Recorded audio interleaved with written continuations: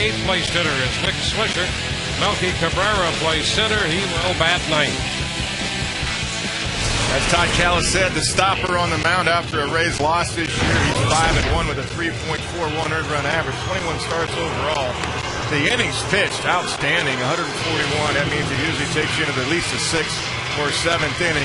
Not getting a lot of run support, and the big thing, as I mentioned earlier in the pregame show, the changeup against the lefties in this lineup is extremely important tonight. Let's take a look at the defense behind James Shields in the outfield. Carl Crawford at left, BJ Upton in center, Gabe Gross in right. Across the infield, Evan Longoria, Jason Bartlett, Ben Zobrist, and Carlos Pena, and Michelle Hernandez will do the game calling for James Shields tonight. Tonight's defensive line review brought to you by Sweet Bay Supermarket. We're saving you money as our passion. Derek Jeter's in the batter's box.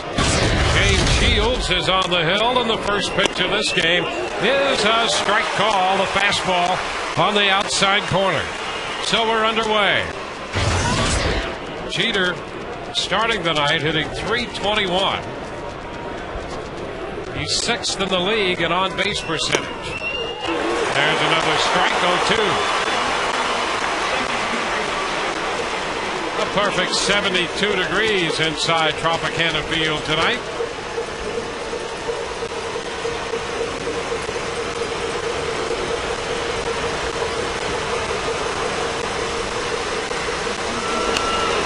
Jeter fouls it toward the Rays dugout. Shields coming off that outing against the White Sox, in which he pitched into the 7th inning. And that, more than anything, I think, is what Joe Madden is looking for out of his rotation. Yep. To get at least into the 7th inning. Yeah, we talked about that before the All-Star break. Ground ball by the mound. Out to second. Zobrist picks it up, and the throw to first in time to get Jeter. That's the first out of the night. And that's the other thing, Dwayne, is that starters have to go deeper here in the second half. More than 5 2/3 is an average. And the defense, even plays like that, that's a good play by Ben Zobrist. Not an easy play with the hop that he got right there. You got to play error-free baseball, especially against the two teams leading the division, the Yankees and the Red Sox. Yeah, this is not a lineup you want to allow extra outs. You're right. Pitch is high to Johnny Damon, 1-0. As potent as the Rays offense has been overall, and they have struggled here this month, the Yankee offense has been even better. Crawford's after this one, and he has it in foul territory. Damon retired, 2 up and 2 down. Coming in, the Yankees averaging 5.54 runs a game. They lead the league. Major leagues in runs scored with 543. The Rays are 3rd in that department with 516. And a big part of their offensive resurgence has been this guy right here, Mark Teixeira. I think they have to say that Mark's been everything they'd hoped he'd be. The pitch is a strike. Some people like to perhaps link his success to the return of Alex Rodriguez, but the people who follow this club will tell you Teixeira's done it on his own, and he's been healthy. That's the biggest reason. Yeah, I mean, he's coming into New York for the first time. It just kind of coincided with that, with A-Rod coming back in May, early in April, of course, the first month he was hitting .216. But Mark always kind of historically gets off to a tough start. But look at this last 68 games. I mean, nobody's swinging a bat for him. Yeah, you get more pitches when A-Rod's hitting behind him, but he's swinging the bat.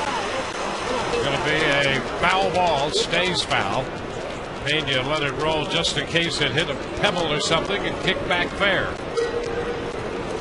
So the count still 1-2 to Teixeira. The thing that makes Mark Teixeira tough is that he will work the count, and he'll take the walk.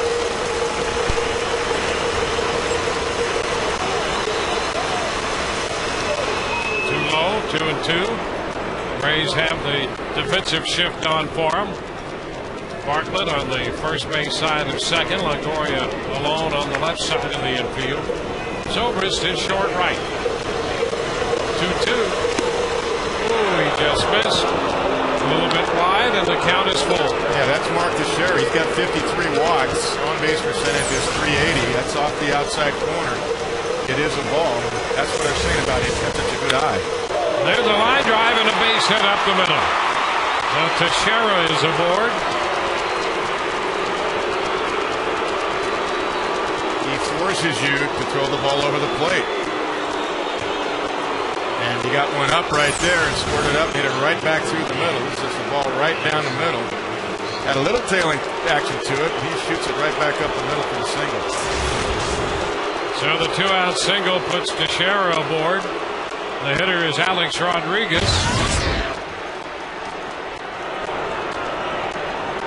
He's hitting .248, but with 19 home runs.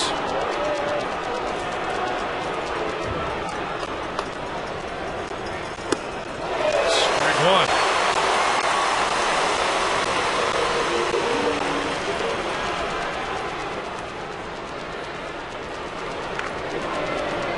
He's 3 for 13 lifetime against Shields. Rays right-hander 0-3 against the Yankees here at Tropicana Field. 1-6 lifetime. Ground ball headed to short. Bartlett with the toss is over for the force play. Retires the side. Rays coming in to head in the bottom of the first. No score.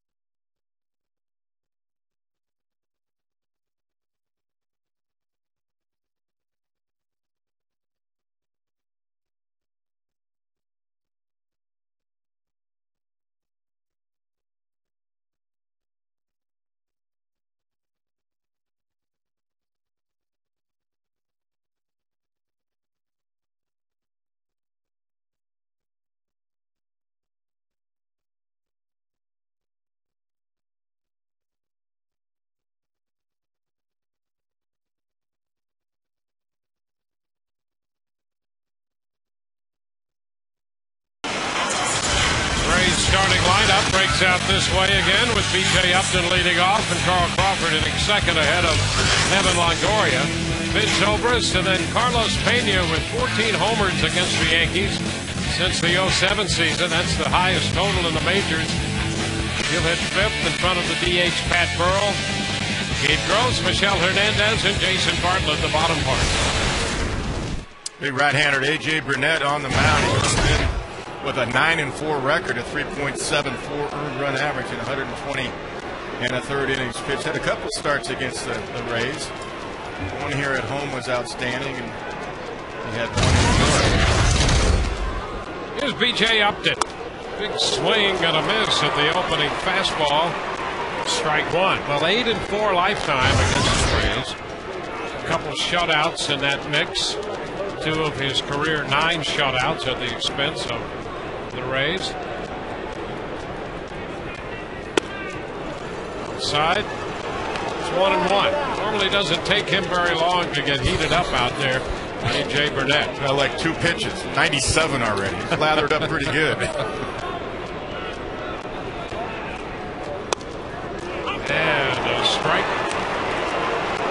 That's a 2-seamer right there. Good action to it. Good movement. 88 at the knees. Excellent curveball to go with it.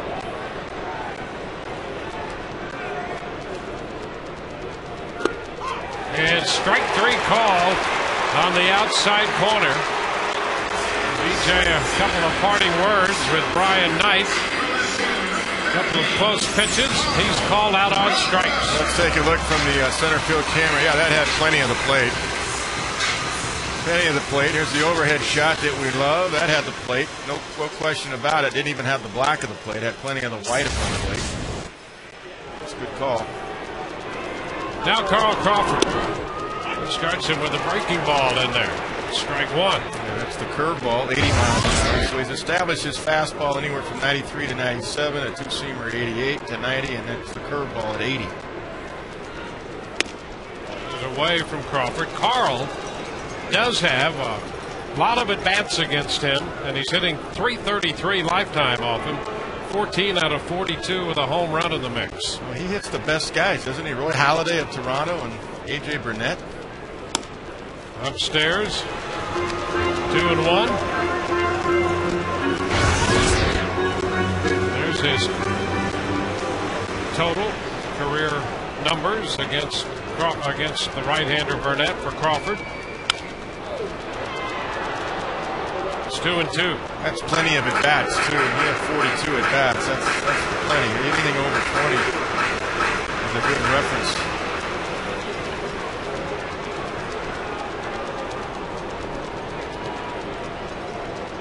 We're in the bottom of the first.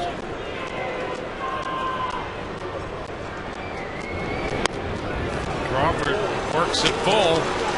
3-2.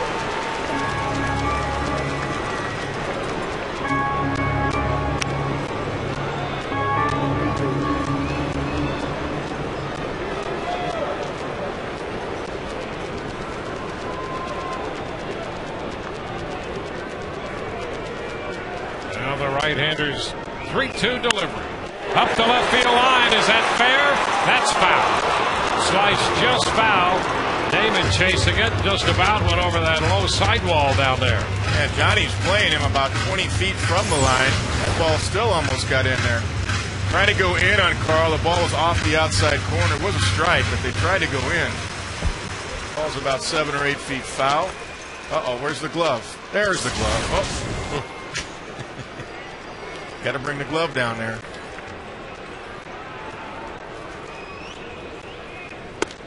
And the pitch inside. Crawford draws the walk, and I think Burnett thought he might have had the corner on that one. He thought he'd struck him out. Yeah, and I thought it was in. That's a good call, I believe. Let's take a look at the defense for the Yankees. Johnny Damon, you just saw in left field. Melky Cabrera in center. Nick Swisher in right. Alex Rodriguez, Derek Jeter. They're on the left side of the infield. Robbie Cano, Mark Teixeira, the right side of the infield. Jorge Posada behind the plate. The defensive alignment review is brought to you by Sweet Pay Supermarket. We're saving you money as our passion.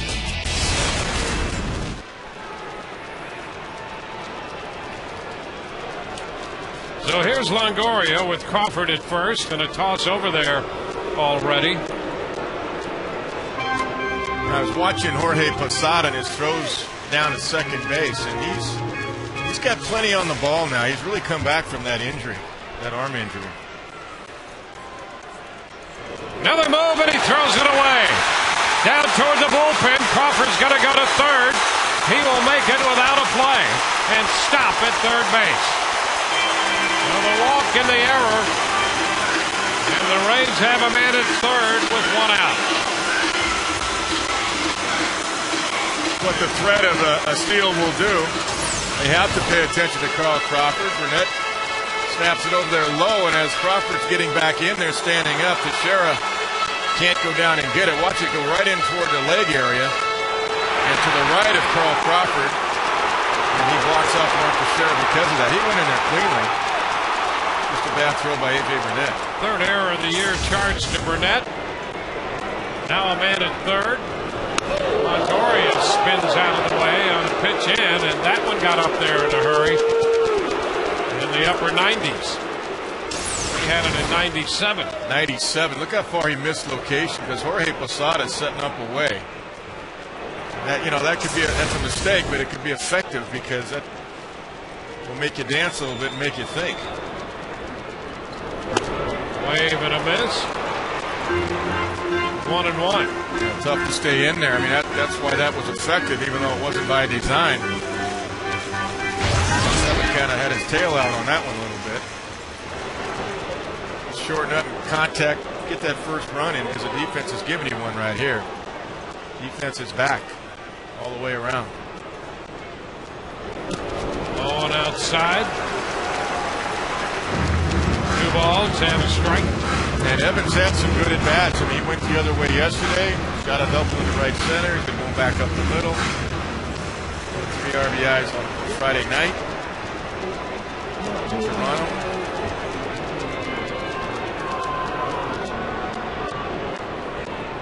2-1 pitch. Swing and a miss. That fastball up. And that's going to square the count at 2-2. That's a good pitch off the head. It's just above the hand area. It probably was a high strike, but it's just one of those ones you can't quite get to.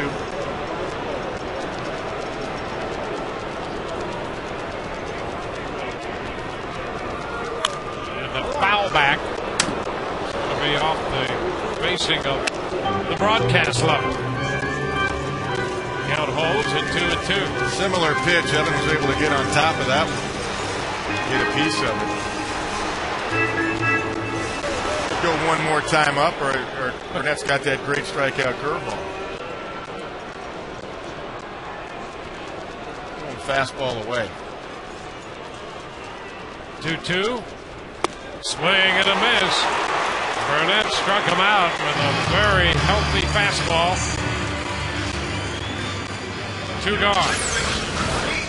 Yeah, Posada sets up away. This ball's the outer half of the plate, but like you said, too much life on it. 96 is pure gas.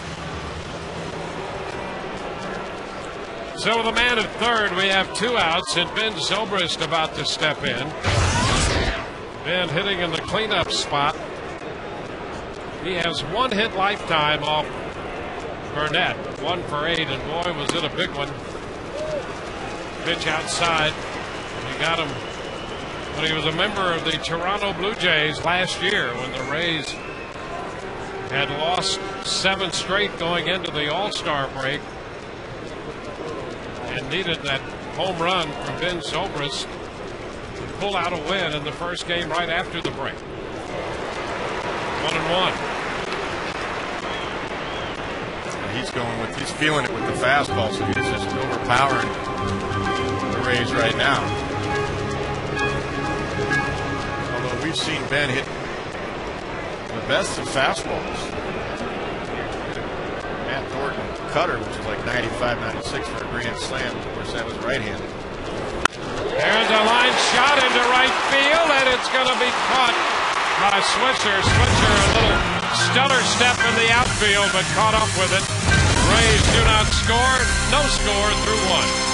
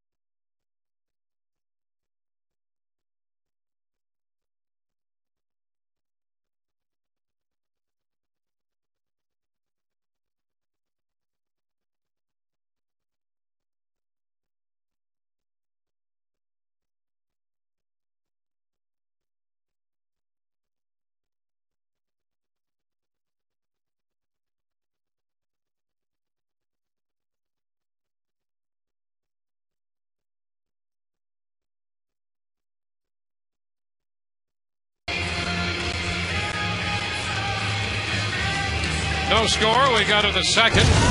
Follow the Rays all year by logging on to the Heater. That's the official baseball blog of the St. Petersburg Times, featuring Rays beat writers Mark Topkin and Joe Smith. They'll give you insight, breaking news, predictions, and more at TampaBay.com. Here's Matsui jumping on the first pitch, lining a base hit into right field, and I don't know what it is, but he loves to swing the bat against Shields. He is 8 of 17 lifetime against James after that base hit. And he comes in with 15 home runs, 44 RBIs. Of course, he's had some injuries the last couple of years, and he's mainly the DH now. 8 different men in double figures in home runs. Of course, a lot of that is that short porch in right field for the Yankees. Jorge Posada. He's hitting .287 with 13 home runs. 45 runs batted in.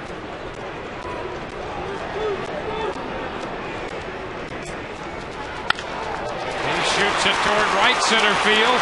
That's going to be all the way back to the wall. Matsui hitting third. Thompson will wave him home. It's a double for Posada. And the Yankees lead 1-0. 2 pitches and the Yankees have a run.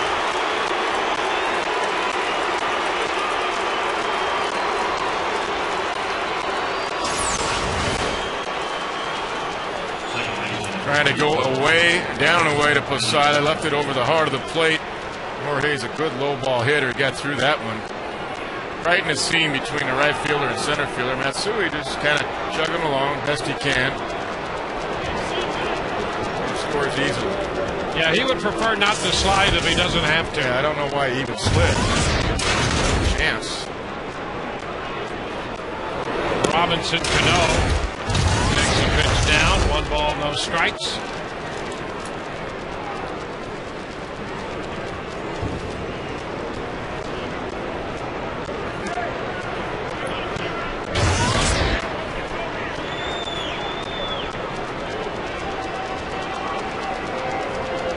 Cano's hitting .309. Ahead of the count, 2-0.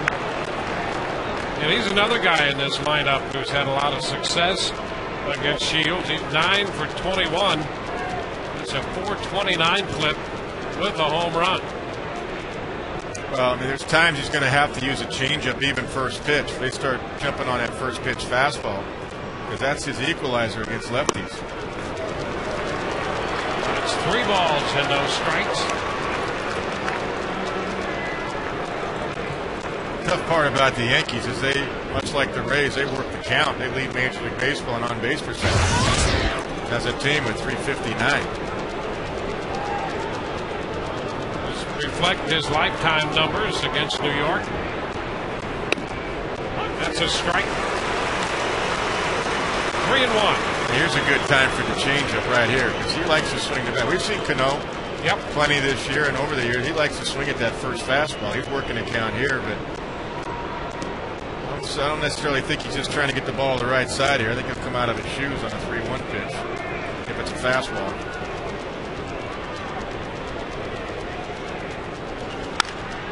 And a high fly ball back into deep right.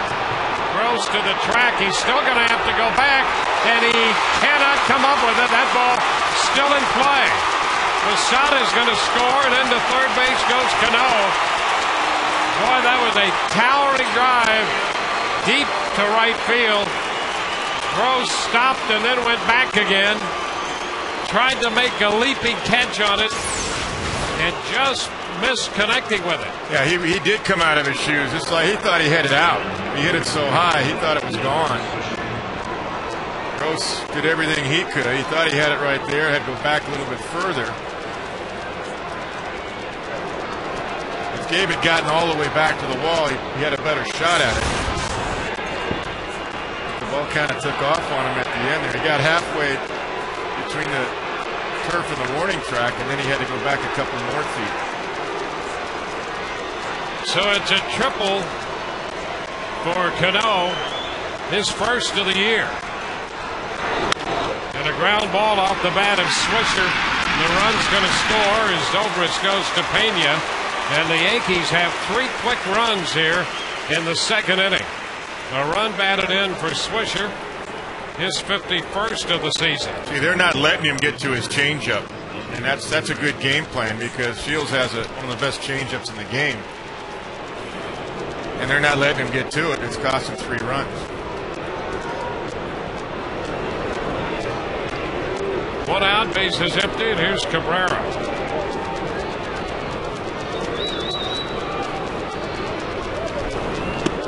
Inside, the Yankees starting this inning with a single, double, and triple. That with the ground ball. Joe Girardi's club with a 3-run lead already. Ground ball back to the mound. Flipped to first, and Cabrera is out of there. 2 gone. See, the Yankees haven't seen Shields this year yet, but they know he's got the great changeup, so their game plan's a little different than it would be with a normal power guy. Yeah, you're right about that because this club normally will take a lot of pitches. Oh, yeah. They're not going to be swinging early in the count. We saw Matsui jump on the first pitch. We saw Posada jump on the first pitch. And Cano took pitches. There's a guy who really, the one guy in their lineup who likes to swing early, went to 3-1. There's a little pop off the bat of Jeter, and it's out of the reach of Zobrist into right. Yeah, you have to recognize that now. Matsui, Posada, Swisher, all swinging at the first pitch. Cabrera, a second pitch fastball, and Jeter, first pitch fastball. They're smart. I mean, that's a good game plan. Don't let him get to his out pitch. Don't let him get to his changeup. That's what they're doing. So if they're doing that, you might as well throw your out pitch first. So you got to recognize that right away between the battery mates, the catcher and the pitcher. Now Johnny Damon. I mean, Damon, and he takes that pitch. There it is. He took the changeup and was about to say, if you throw him a changeup, he's either going to take it or hurt himself swinging at it. What's the because difference? That's he right. is so aggressive up there. A lot of energy out of Damon. 1 ball, 1 strike. Cutter in. And off the plate.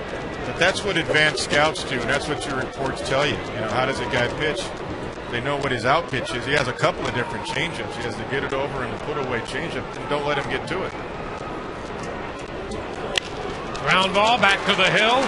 Toss to first. Damon is out of there. The Yankees score 3. We go to the bottom of the second. 3-0 New York.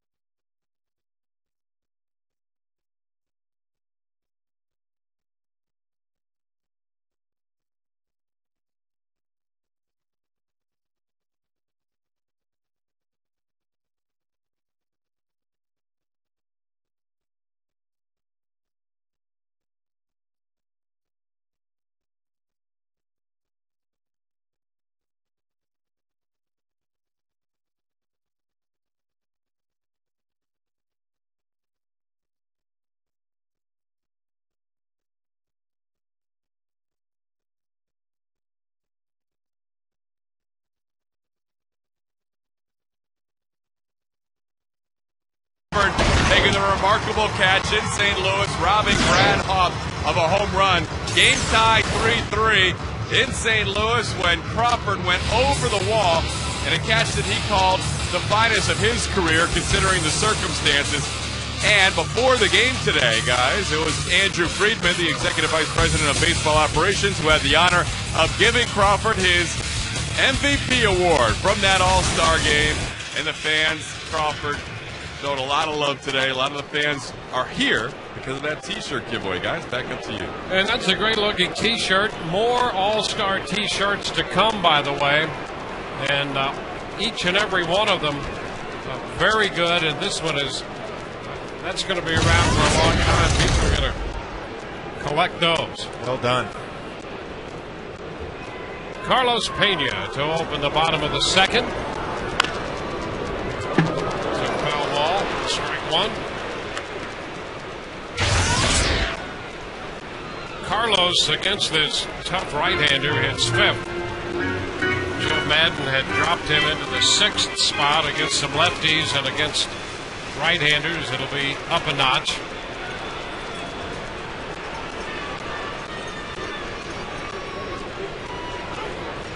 Yankees don't have as dramatic a shift on, I think, simply because Burnett throws 97 miles an hour. You see Jeter's up the middle, A-Rod's way out the third, but he's not on the right side of second base, Jeter, from our vantage point. Cano and Teixeira are. And you know what's interesting? They really give him left center field in the outfield. Cabrera plays him the pull. So does Swisher at right. And look at left center field there where Damon is at left. And Cabrera shaded over toward the right center side of center. And Carlos, as we know, can go that way. Fouls it back. Fastball.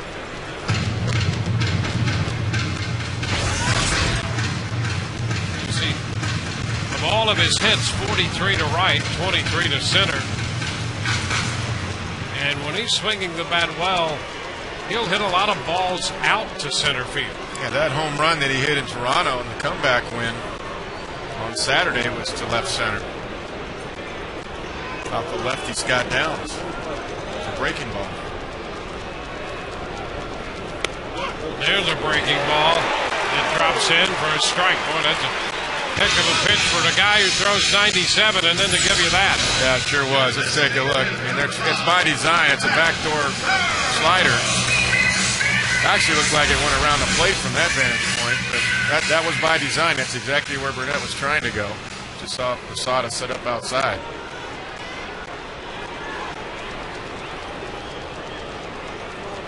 Here's Pat Burrell, the designated hitter. Starts him with a curve. One strike to count to Burrell.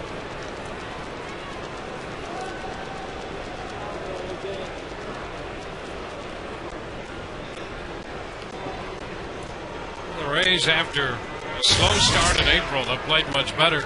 June was a very good month for the Rays, 19-7. So far in July, 10-10. 1-1 count, and a very big homestand here.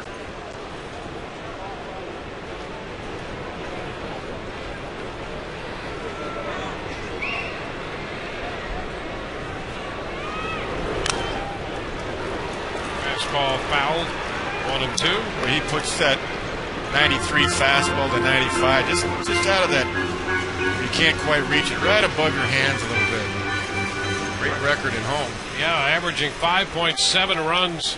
That's a half run more at home than they have overall this year. 2-2 now.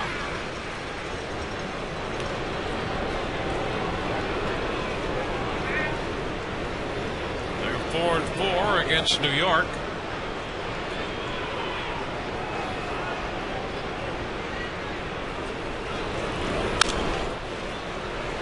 Still 2-2. That ball down, that's a ball Pat can get to. He hits that ball good. 96 right there. But watch out for that one up above his hands a little bit, or at his hands.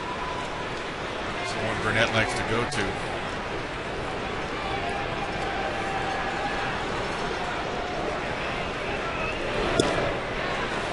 missed outside. And the count is full.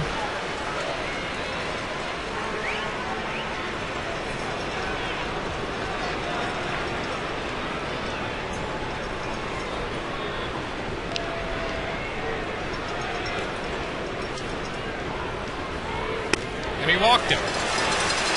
That's the second walk given up by Burnett tonight.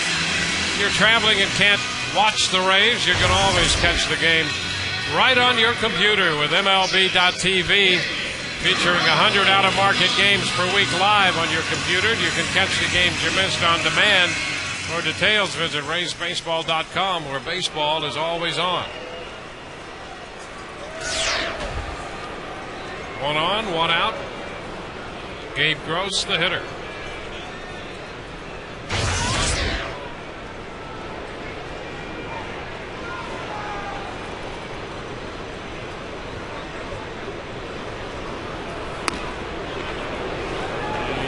Not go with the pitch outside. Interesting youth at third base. Interesting breakout here with Burnett, righty lefty. You know, he's held left-handed hitters to a .218 average. Yeah. Right-handers hitting .267 off him.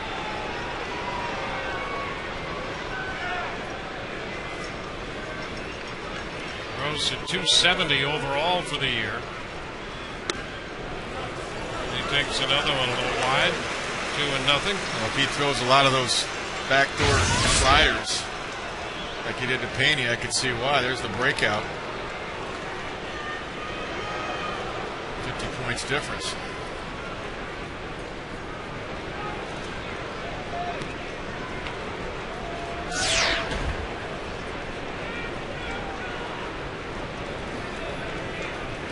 Earl at first.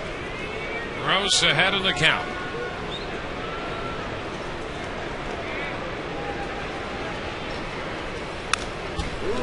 Foul the fastball.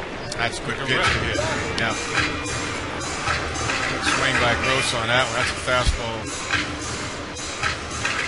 Down, hittable. That's that one up. It's tough to get to. He can hit that one. He can catch up to that one down. As long as it's got some plate to it.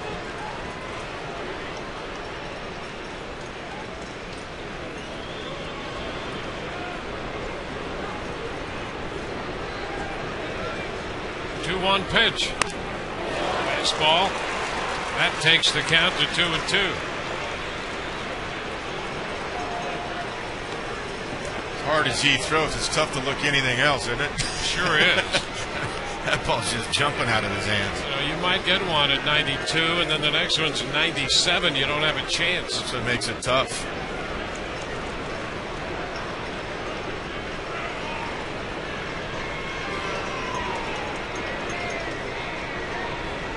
Right back to the same pitch and fastball. And he strikes him out. Hard stuff. Gross strikeout number 4 tonight for A.J. Burnett. Yeah, if it works once, why not try it again? Great execution. See, that's that one right at your hands. Just swing right underneath it, plus you can't get extended. Just great execution by Burnett. Good call by Posada. That's where Posada's become a really good defensive catcher, game calling. He's really engaged back there with it. Michel Hernandez. Ground ball in and out of the glove of Burnett, who scrambles and makes the throw to first. Still in time to get the Rays catcher to retire the side. A walk and a man left. We're through 2. 3-0 New York.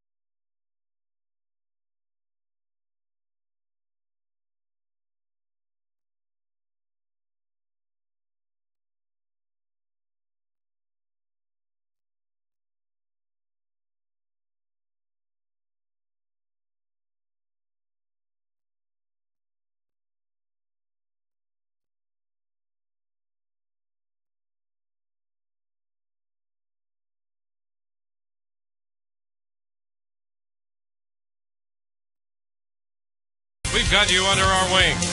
And by Tires Plus. Thinking tires, think Tires Plus.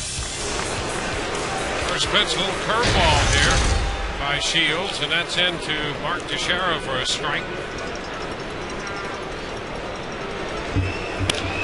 Ground ball, first base. Pena's going to make the play unassisted. One away. So a little different approach here with the curveball to start this hitter. I like it. Yeah, exactly. I mean, even Teixeira swinging early in the count. 2 pitches in. Now it's Alex Rodriguez.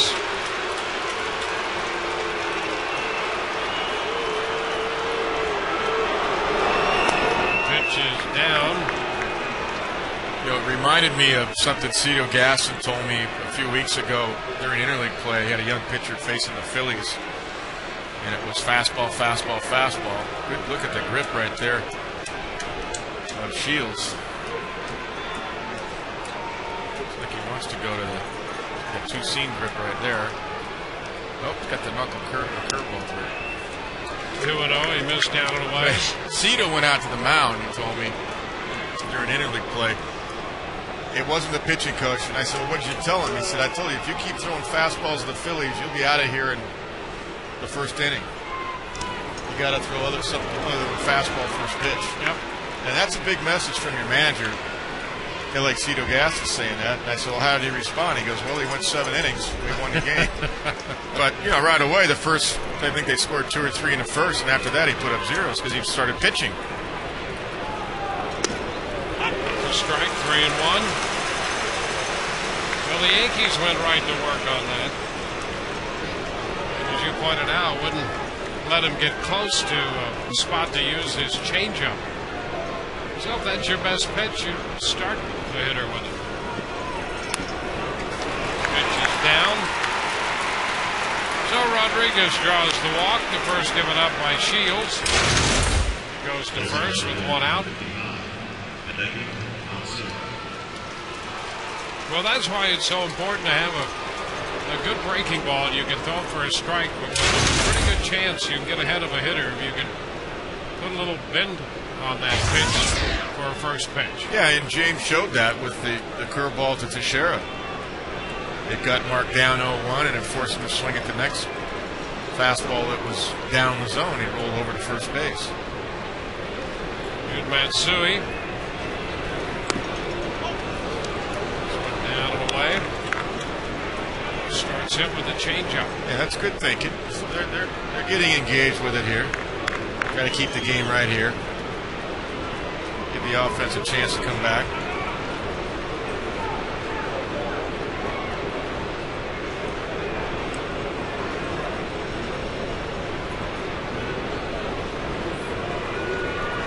Pitch. He lifts a high fly ball, not too deep. Upton to his right and center makes the catch. 2 outs. Matsui wasn't going to let a fastball pass, but the fact that James threw a first pitch changeup just gives you a little edge. The hitter's mind.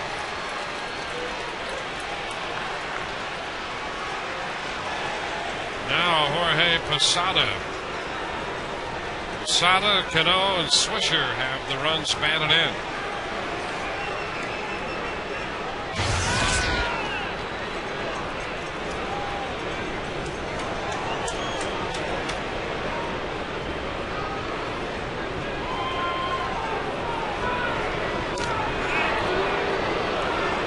Rodriguez back.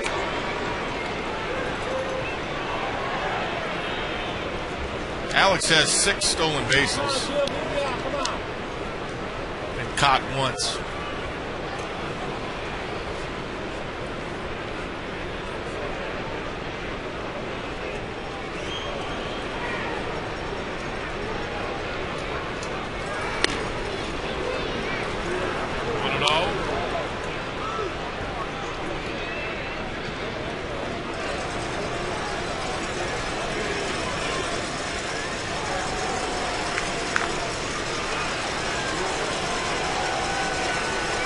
outs with Rodriguez at first.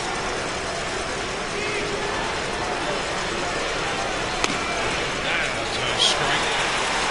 1-1.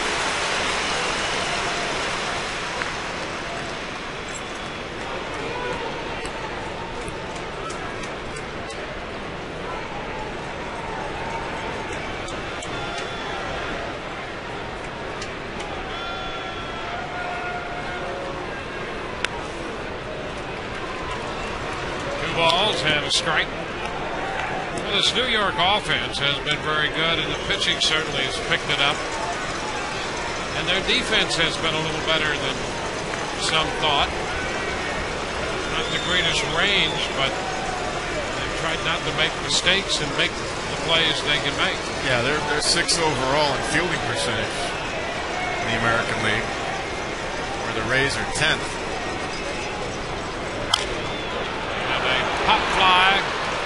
Upton coming in for this one from center. That will retire the side. They leave a man.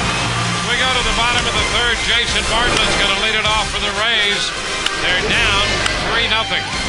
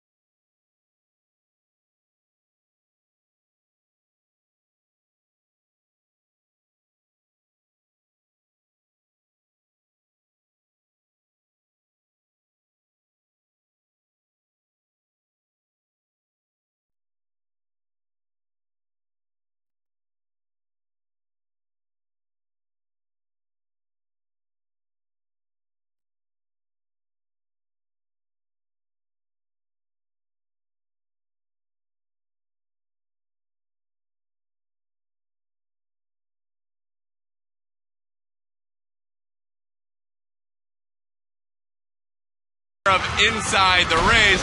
We'll take a look at Price growing up as a youngster all the way through high school in Murfreesboro, Tennessee, all the way through his days at Vanderbilt University. And his family has always kept him grounded. In fact, after he pitched the final outs of the 7th game of the ALCS against Boston, he went home, and that day he was humbled because his 6-year-old nephew Corey beat him in Wii Mario Kart, the video game. So his family keeps him grounded. You'll learn a lot more about David Price, guys, after the game in our Inside the Rays premiere on the Rays left-hander. Back to you. Yeah, they may keep him grounded. There's a lot of upside in him, and we're going to see a lot of good things out of David Price over the next few years. Shot at 3 number-1 picks right there. Jeff Neiman and Garza to go with David. Jason Bartlett to lead off the third for the Rays. The pitch is a little high. 1 ball, no strikes. That's good pitching conversation going on right there. I guarantee you. Well, David will figure it out. You know, he's got 2 steps forward, 1 step back. He'll figure it out. 1-1. Felt bad reading his comments after the game in Toronto the other day. I keep working my tail off. When it clicks, I'll go with it. I just can't figure it out right yet. 2-1, the pitch high.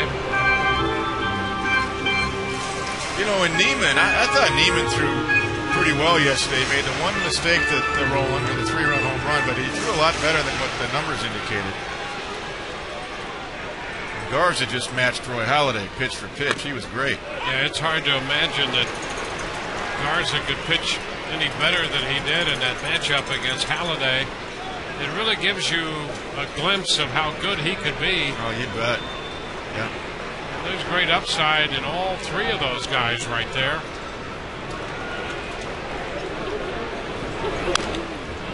Bartlett battles and fouls it away, holding the count at 2-2. You know, there's some talking with some of the Yankee people today before the game about Price, and they felt that Jabba Chamberlain went through that same situation that Price may be going through now. You know, he threw hard out of the bullpen. He can throw 97, no problem. You know, Price came in. There's a shot, but it's caught by Teixeira. And Bartlett is robbed. He hit it sharply, but Teixeira grabbed it. Chamberlain was throwing 97, 98. Great point. Trying to make that transition into a starter and realizing that he doesn't have to throw 97, probably shouldn't, keep some in reserve. And then he was throwing 93, 94, and another start he'd throw 90. That's exactly what Price has been going through for the Rays. And that was my point about Roy Halladay, watching him pitch a few times against the Rays. He doesn't pitch at 95. There's a first pitch curveball. Upton takes it for a strike. You don't pitch at 95, 97. I mean, you look, even Burnett tonight. You watch Burnett. He drops in a curve. He'll throw an 88, 89 mile an hour two-seamer, and then when he needs 96, it's there for him. That's 90 right there. It's a strike. You got to save some as a starter. There's a little bit of pacing going on. I mean, I was around Roger Clemens, of course, for a couple of years and saw him pitch that way. And when he needed 95 in the 7th or 8th inning, it was still there for him. And he got into the 7th or 8th inning pretty much every time out. Way high, 1 ball, 2 strikes, and there's such a difference. David Price, very successful at the collegiate level. But you know, you can pitch the way he pitched there, and even in the minor leagues, and have some success. But you get to the big leagues, you better be able to do exactly what you just mentioned. And he will do that. Yes, he will. Absolutely. He'll figure it out. I mean, I've just seen it before because I worked in the Dodger system for 10 years as a manager, and I saw guys with great stuff, whether it be John Wetland or Ramon Martinez or Pedro Martinez, some of the guys I was fortunate enough to manage. And other than maybe Pedro, they all went through that. Pedro was in a different class even as a youngster. He threw all 4 pitches he had: slider, curve, changeup, and fastball, even as a 18, 19-year-old in the minor leagues. That's why he rose so fast in the big leagues and was a star. 2-2. Ground ball, that's headed to the hole. Into left field, and the Rays have a base hit. Up to the board with a 1-out single in the 3rd. Rays Summer Concert Series presented by Hess Express continues with a big weekend when the Rays take on the Royals here. Friday the 31st, Florida is here on Hip Hop Night. And then the sensation Daughtry on Saturday, August 1st, when the Rays celebrate Heroes Night. Visit RaysBaseball.com to get your tickets. We understand for Saturday's game there are a few scattered single tickets available. Otherwise, it's for all practical purposes a sellout. But a few scattered singles this Saturday. Here's Carl Crawford with a runner at first. Carl bunts, third base side foul. That's a strike. I know the first time I saw Pedro Martinez, to be so young, he had such great command. Yeah, How old was he when you first? I had him in the minor leagues in AAA before he went to the big leagues for 6 starts. He came up from AA. He had to be, 20, 19, 20 years old. Great command? Everything. The only thing I told him, I said, you got to learn to hold runners on, just be a little quicker to the plate. I'm not telling you to slide stuff. Nothing about his pitching. He said, okay. Told him once. He never had a problem again. I think he threw 39 innings at 6 starts, and the rest was history. Went to the big leagues the next year as a long man, and then I was over by Montreal in that time, and I was involved in trading for Pedro Martinez to Montreal. 1-1 to count to Crawford.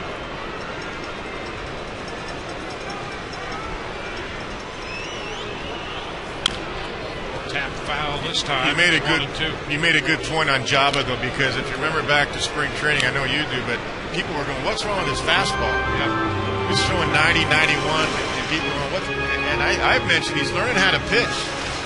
He's not out there throwing 97 and throwing a slider. He's learning how to use his secondary pitches now, and that's taken him really until now. He had a pretty good outing his last outing, and you know, we saw him in New York last time, and we saw him use a lot of curves and a lot of sliders and some changeups. Yep. Can't be just a one pitcher, two pitcher.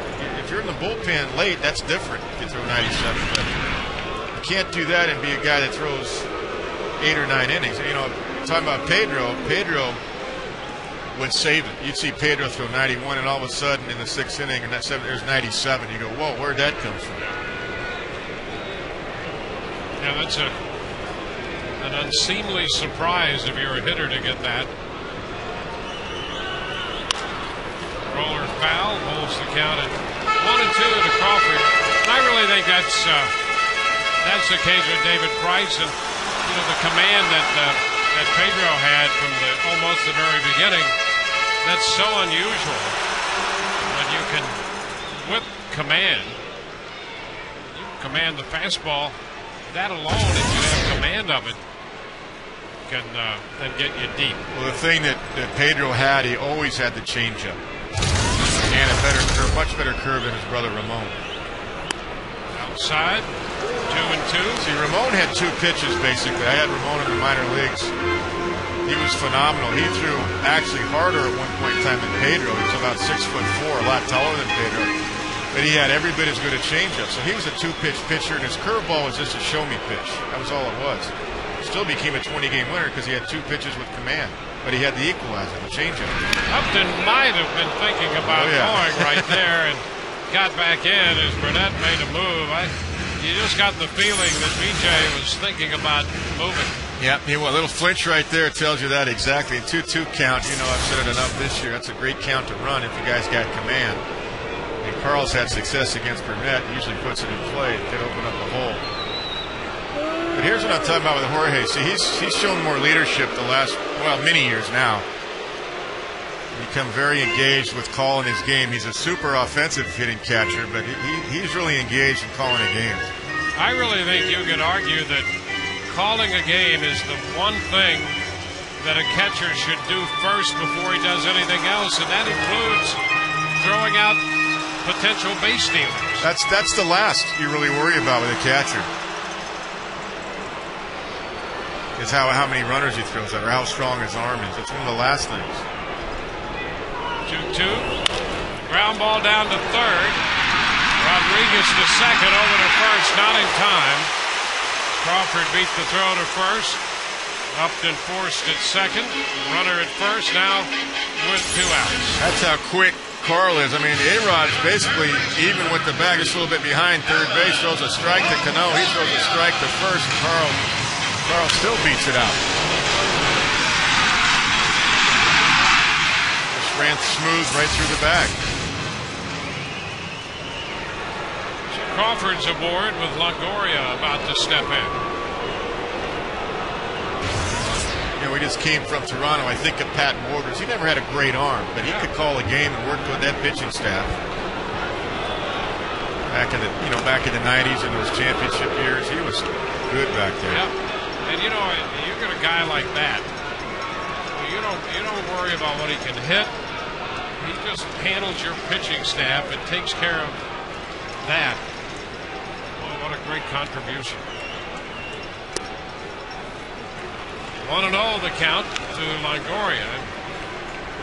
Posada, as you point out, very much engaged with his pitchers.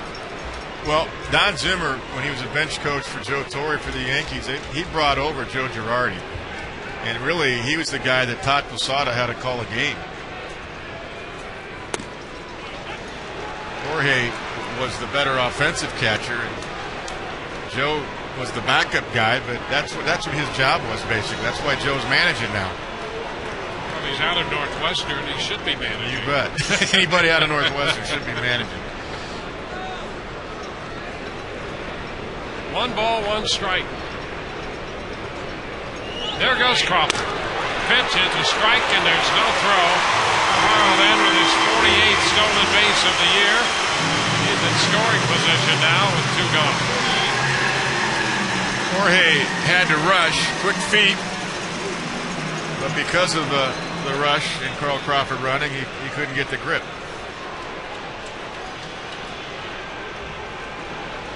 350 stolen bases for a career. Wow.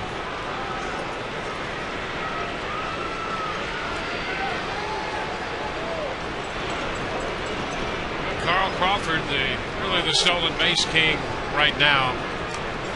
Ricky Henderson going into the Hall of Fame yesterday. Pitch in the dirt, blocked by Rosado. The count is 2-2. Hey, Jim Rice and Ricky Henderson going in. And Ricky had a heck of a speech. You know that? Very humble. People weren't sure what they were going to get, but he was well prepared. The Reggie Jackson story was funny. That he waited outside as a kid for Reggie Jackson, asked for an autograph. One day Reggie gave him a pen with his name on it. Never gave him an autograph.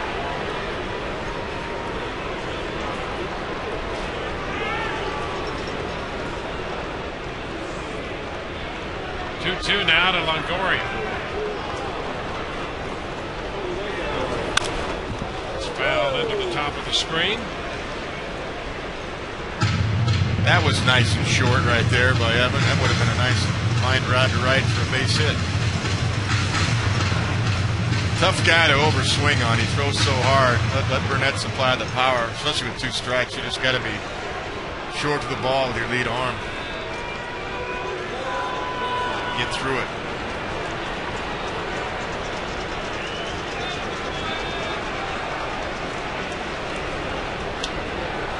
Two again. Lifted toward the line and right. Swisher on the move, though. And he makes the catch. The Rays lead Crawford at second. 2-3, 3-0 New York.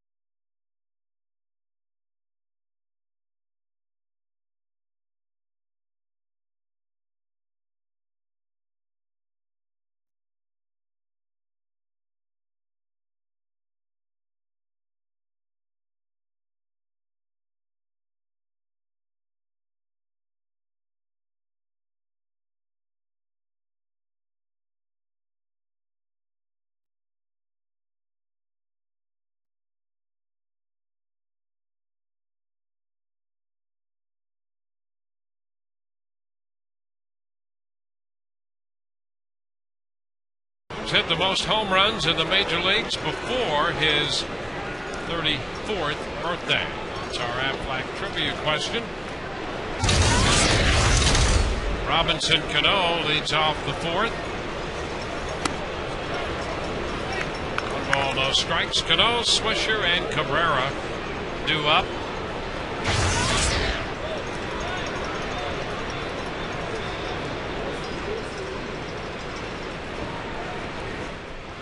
Tripled his first time and scored. That was his first triple of the year. Here's another look.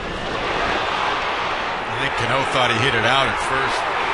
Gabe was halfway on the track. He might have lost it in the roof. It carried a little bit more than he thought. Good effort nonetheless. 3-0.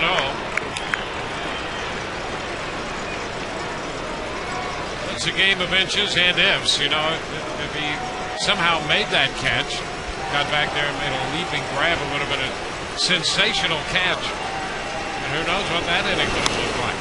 There's ball 4.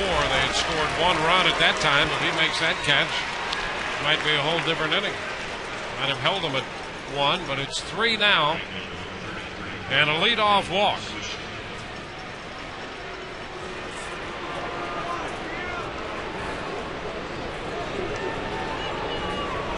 Now Swisher.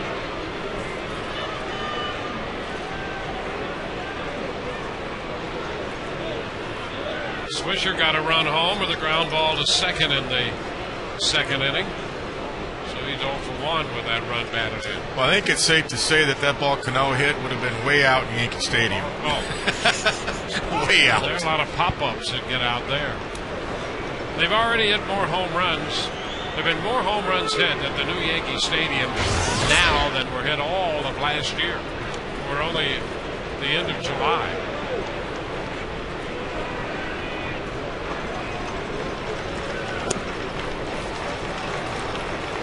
It's down to Swisher, 1-0. But it is what it is, and I guess the final analysis with all the home runs flying out of there is that both teams have to play there. That's right. Hey, you play the elements. It's part of Major League Baseball.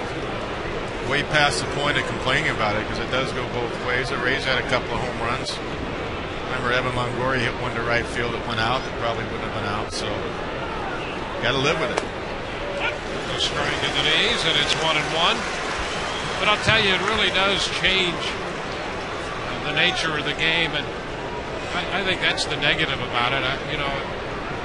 People are going to watch when a team wins, and the Yankees have tremendous tradition, and they're winning again, and people are going to watch it, I think, regardless, but I think it's a better game without that feature.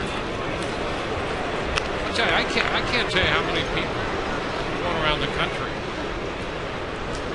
who we see who want to talk about the way the Rays play in terms of entertainment. I agree. This team, and they pick 2 teams in the American League that they will watch if their team isn't playing that night or their game's over. And the other one on one of our the games. West Coast? Absolutely. Yeah. They'll watch the Rays and they'll watch the Angels. I have so many people tell me that who are fans of other teams in their own city or region. But because of the way these 2 teams play the game, and I really think it's because it's closer. It's kind of an American League style of National League baseball. That's right. It's the way the game was meant to be played, too. Good base running, good execution, good defense. Swing and a miss. Swisher is out of there. So a strikeout, the first of the night for Shields. Good comeback right there on the outside corner. Nick pulled off that one. Might have been thinking a little off speed, too. That one got by him. Be natural to think off speed against Shields. Now it's Melky Cabrera up there. Cabrera out, pitcher first, his first time. Cano's walked to lead off the inning, and the pitch shortened on the bat, taking the pitch for a ball.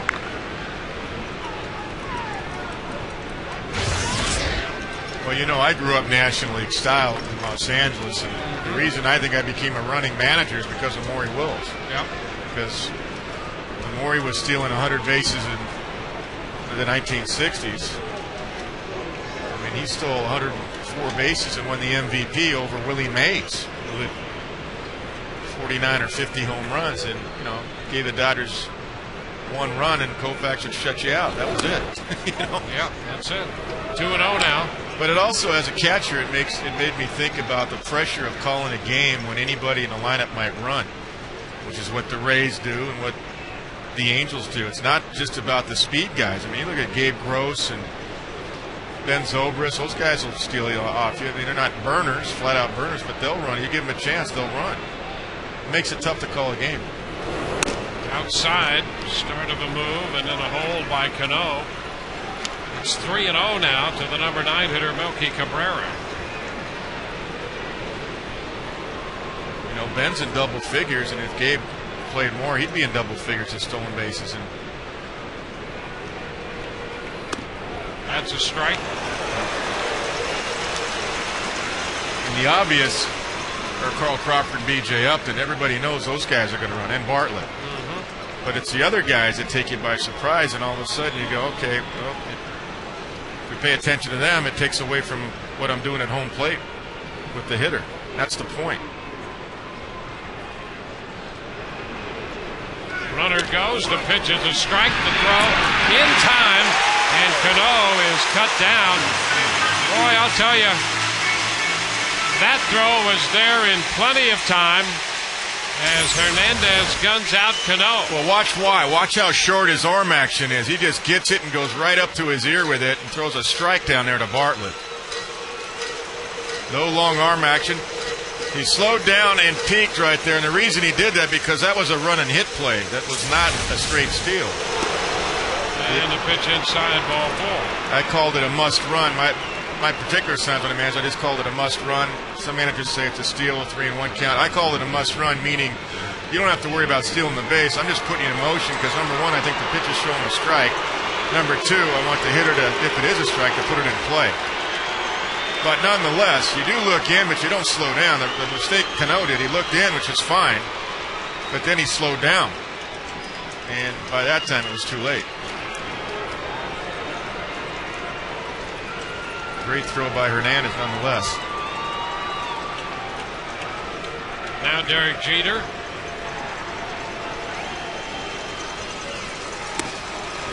It's inside, 1-0. Cano caught stealing for the 5th time this year. He's the 2nd out.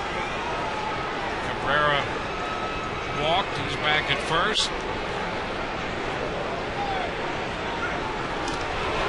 And close. Cabrera back in.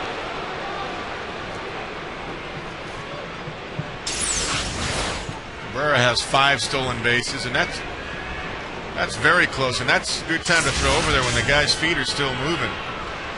Just about as Cabrera's right foot was going to set down, Shields threw over there and almost caught him. Inside, 2-0. Jeter spinning out of there. I would guess that pitch was close to being a strike, but Derek will spin out of there because his first move is really to attack the plate. That's Brian Knight behind the plate. Plate umpire.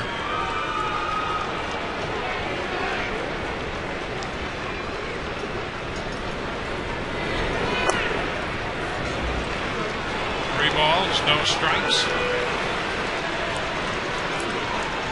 Jeter has really taken advantage of that jet stream in right center field in New York, and I'll tell you, he might hit 320 for the next 10 years hitting in that ballpark with some home runs. Well, that's right, because he hits so well the opposite field anyway. He hit one against Oakland the other day that got into maybe the 2nd row that was a pop fly, and almost got him. It did get him back in the game. And I'm telling he can do that well into his 40s. I'm convinced of that. Yeah. Hey, more power to him. I mean, nobody's knocking him. It's just, hey, he'll hit 20. He should average 20 home runs now that they have that new short porch. He's got 11 this year. A chopper to the right side. Zobrist will make the play. Then retired to the side. They leave a man. We go to the bottom of the 4th, and it's 3-0 New York.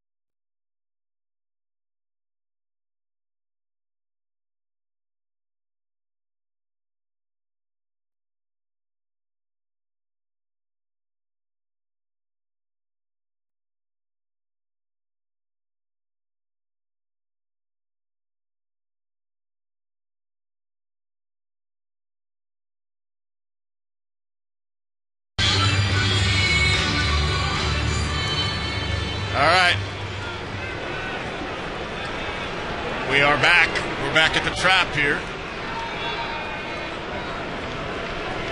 It'll be Ben Zobrist, followed by Carlos Pena and Pat Burrell trying to get something on the board here against A.J. Burnett, who's put up 0 so far. First 3 innings, 3-0 Yankees.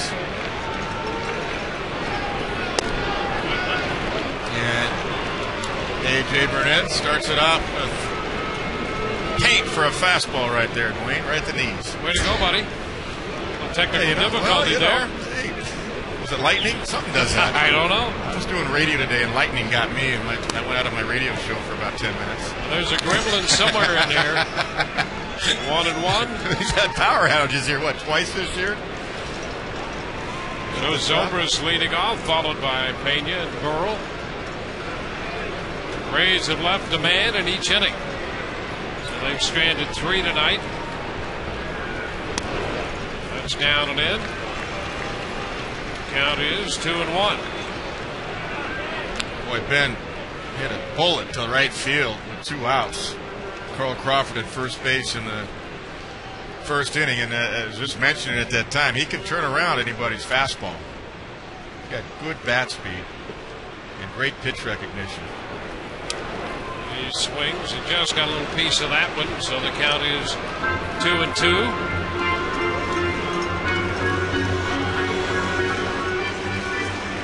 Burnett with 4 strikeouts, a couple walks. The hit for the Rays came in the third. A base hit in the hole on the left side by B.J. Upton. And a chop right side. Cano with the pickup. Is tossed to first in time. And it's time to get the answer to our Aflac trivia question. Aflac, we've got you under our wing. Who has hit the most home runs in Major League history before his 34th birthday? And the answer to that is the guy down at third base, Alex Rodriguez. Today is his 34th birthday. He's hit 572 home runs. He hit one Sunday against Detroit. He's on the verge of catching Harmon Killebrew. Carlos Pena takes a pitch high. How about this? All those great power hitters hitting home runs before they were 34. Rodriguez at the top of that list, including Jimmy Fox, Sammy Sosa, Ken Griffey Jr., and Hank Aaron. Teixeira takes care of that. Pena is out number 2, a couple ground balls. Boy, that's quite a list. So he's about to catch Harmon Killebrew, as we mentioned. He would be 9th on the all-time list. I know there's people out there thinking this, so I'll bring it up. But it was interesting that Hank Aaron said at the Hall of Fame that he'd have no problem with guys that use steroids being on those lists as long as there's an asterisk next to it that use steroids. And then he also wants Pete Rose in the Hall of Fame. Pat Burrell, the pitch is outside. Well, the asterisk would return. You know, remember Fort Frick? Yeah. And Roger Maris breaking the single-season home run record of Babe Ruth. Sure and, do. Yep. Well, that turned out to be a major controversy. 2-0. Yeah, Hank doesn't usually say that much, but he was pretty outspoken. He thinks Pete Rose should be reinstated or eligible for the Veterans Committee to vote. You know, I don't disagree him in the Hall of with Fame. I don't either. I think, you know, if I've said that for years. If you,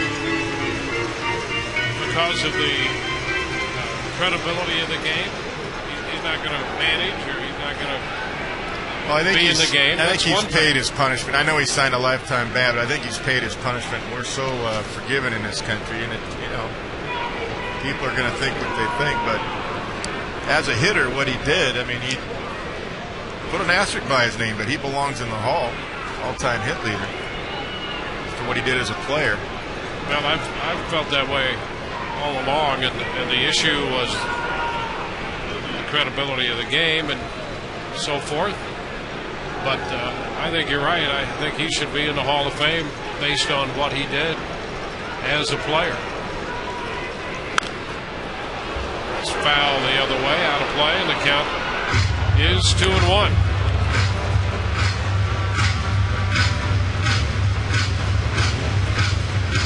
And the era is different. And, you know, you could that opens a whole line of conversation about the 8 men out from the Black Sox. That's exactly right. Shoeless Joe Jackson. Should he be in the Hall?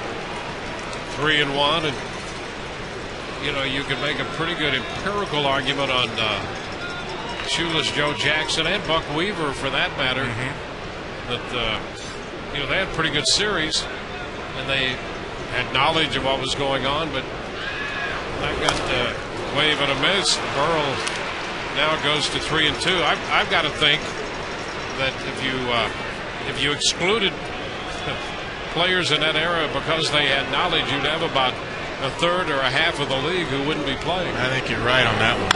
3-2, hit on the ground is short. Jeter up with it, the throw. So Burrell is out of there. 3 ground balls. We go to the 5th. It's 3-0 New York.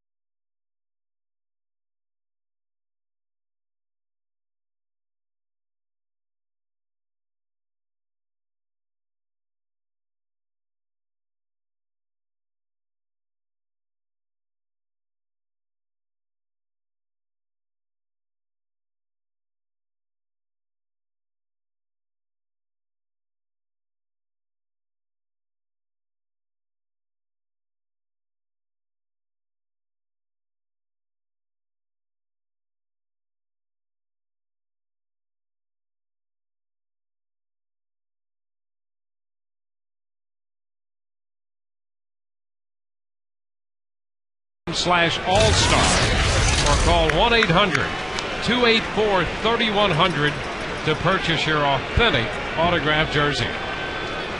Johnny Damon with a strike the count. Strokes one the other way. Out of play. 0-2.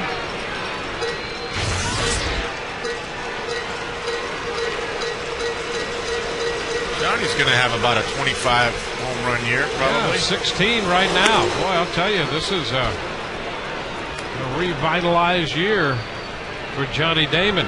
He's had so many little health problems, leg problems. 2-2. Good location, though, on that one. Just missed.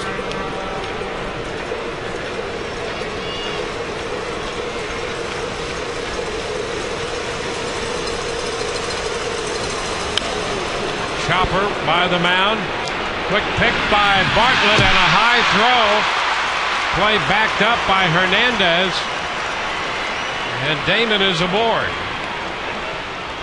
I think that's, they're giving Bartlett an error. I thought maybe they'd give him a base hit. Tough play because he had to do it all in one motion. And Damon hitting left-handed, gets down the line. He could fly. Good throw does have him, though.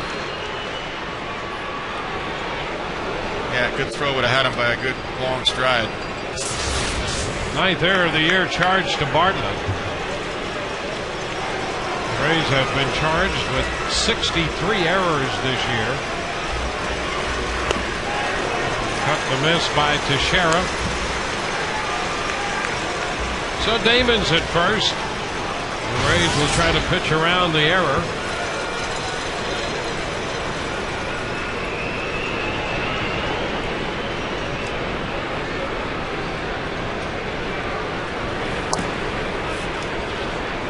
One ball, one strike. Shields had made 62 pitches through 4 innings.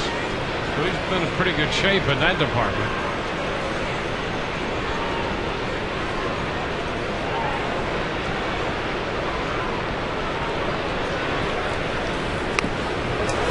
Up front, change up, and the count is 1-2.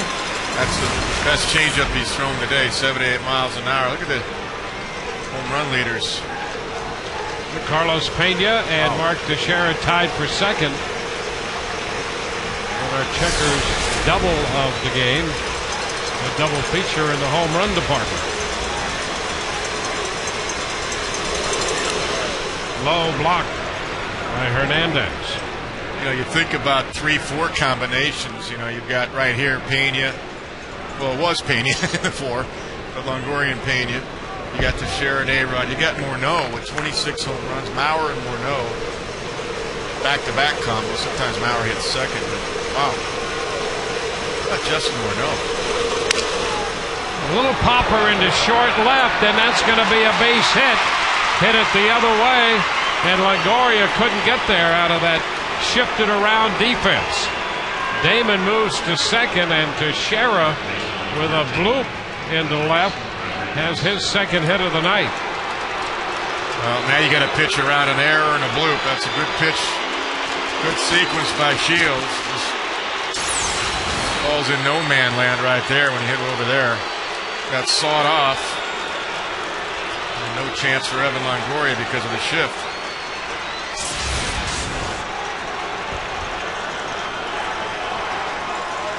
Well, that's one of those things. If you're pitching, it can really put you in a bad mood, and you've got to really dig down to get your way through this. It's a tough pitching luck for Shields. 1 strike to count. A-Rod, Alex Rodriguez up there, 0 for 1.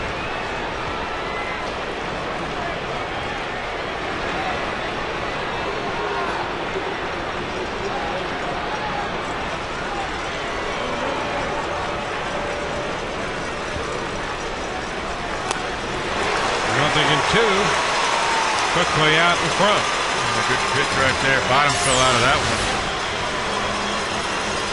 Change it. Look at that pitch. Excellent. Well, that's a beauty. Go right to it. If he can get out of this spot, he will have done some kind of pitching. Yeah, do it again. Double up on it. Going inside. Strike 3 call. A-Rod didn't like it. Has a few words for the plate umpire, Brian Knight. Knight looks right back at him. So A-Rod called out on strikes, puts up a squawk, and Girardi got out there to get him out of there. Well, A-Rod thought it was down for sure, and maybe a little bit in. I think he's arguing the height of it. The overhead shot is just off the inside corner. I thought, if anything, it was in. And the overhead shot says it was a little bit in. So that's out number 1.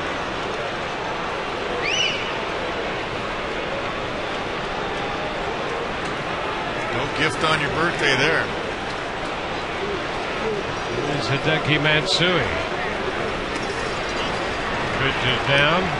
1 ball and no strikes. Yeah, he got one taken away from him there. Yeah, A-Rod thought it was down, but it also was in. Might have crossed the plate at the knees, but it was definitely in.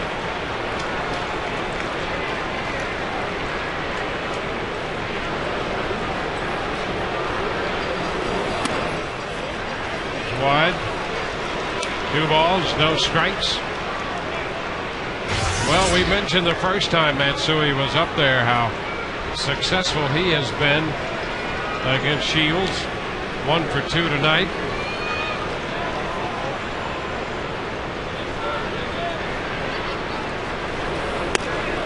Cut the miss. 2-1. These are the updated numbers coming up here. Matsui against Shields. 444 lifetime. 8 of 18 with 3 home runs. Yeah, he was taking a home run shot right there. And why not? You get the count in your favor. Try to make it a 6-0 game.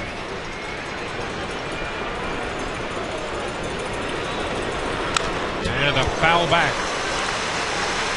And a fastball, and the count is 2-2.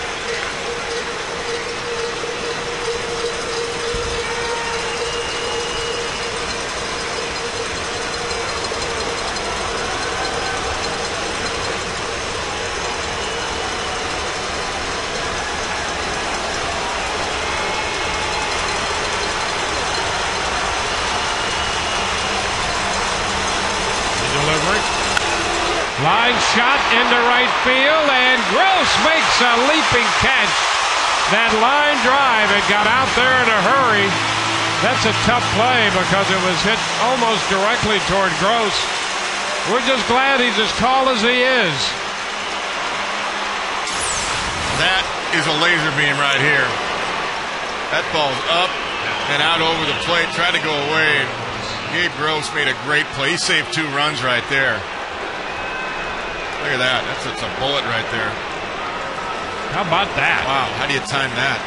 The Progress Energy's Energized Defensive Play. The Energized Defensive Play brought to you by Progress Energy, and Gabe Gross turns in a dandy right there.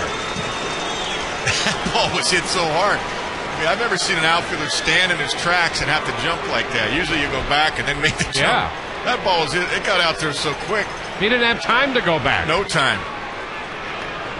Wow. He didn't have time to go back. He just went up, and wow. There's a strike to Posada.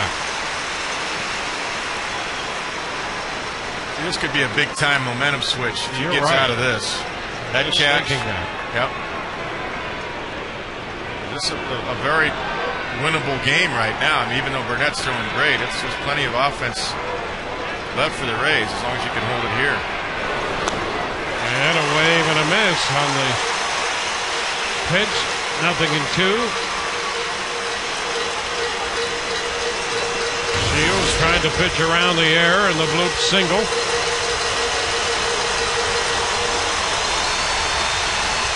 Boy, that's a great case of keep competing. You don't know what could happen. We got a good call third strike on Rodriguez and a great catch by Gross. And just a little foul ball, a piece of it by Posada to keep the count at 0-2.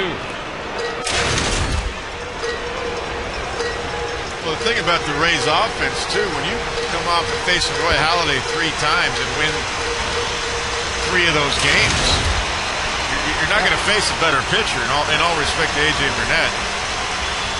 Roy Halladay, to me, is the best pitcher in the American League. Inside. 1 ball, 2 strikes. So you just keep the game right there. You keep grinding and try to get to AJ.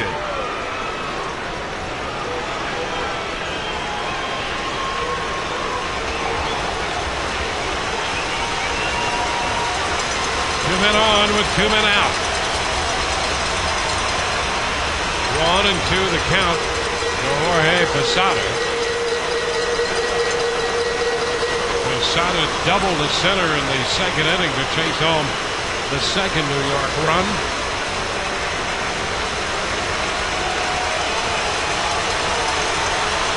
The 1-2 pitch. And a foul ball again. Posada can be so tough. Just got a piece of the breaking ball there to keep the bat alive. He is. He's just steady. Tough hitter.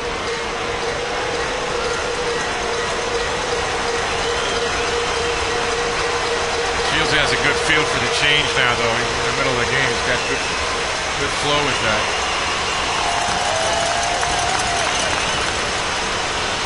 A ball, 2 strikes. Again, the pitch. He got in on him, and he pops it up. Short center. Upton is there and makes the catch, and Shields gets out of it. A great job by Shields and a great catch by Gross for the second out. We go to the bottom of the fifth, 3-0 New York.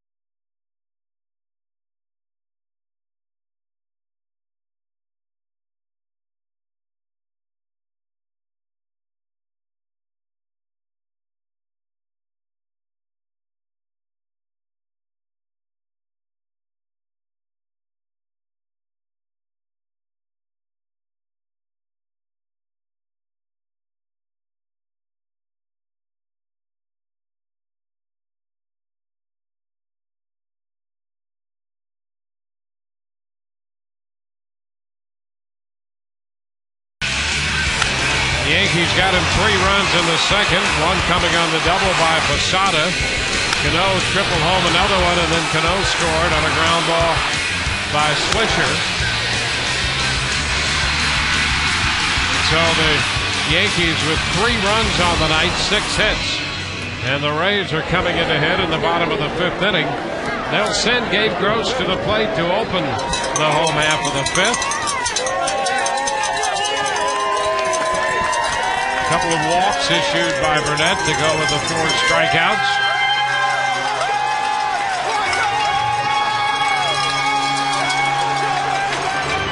Gross, Hernandez, and Bartlett due up. Yeah, Gross was spring-loaded out there in right field to make that catch on the ball hit by Matsui. Straight up. He went straight up. What a great timing. So here's Gabe to lead off the bottom of the 5th. Fastball, and he fouls it straight back.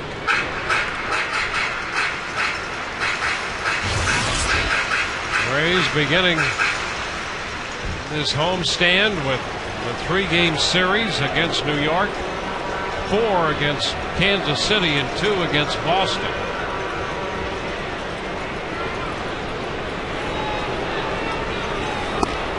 It's inside. The Red Sox have opened a 6-0 lead through 5 at home over Oakland. Oakland batting in the 6th inning right now, down 6-0. I think that's a Josh Beckett game, isn't it? It is, yep. Pedroia's hit a home run for the Red Sox. Pitch is a strike at the knees. 1-2. About the same height as the one on A-Rod. Gabe wasn't happy with that either.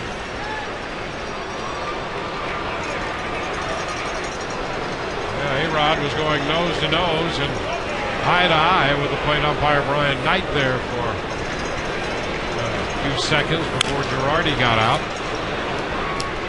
He separated him and sent A-Rod back to the dugout.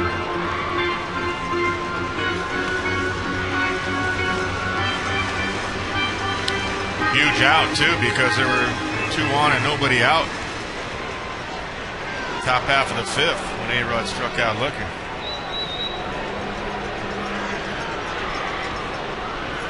One-two pitch. High fly ball back into deep center.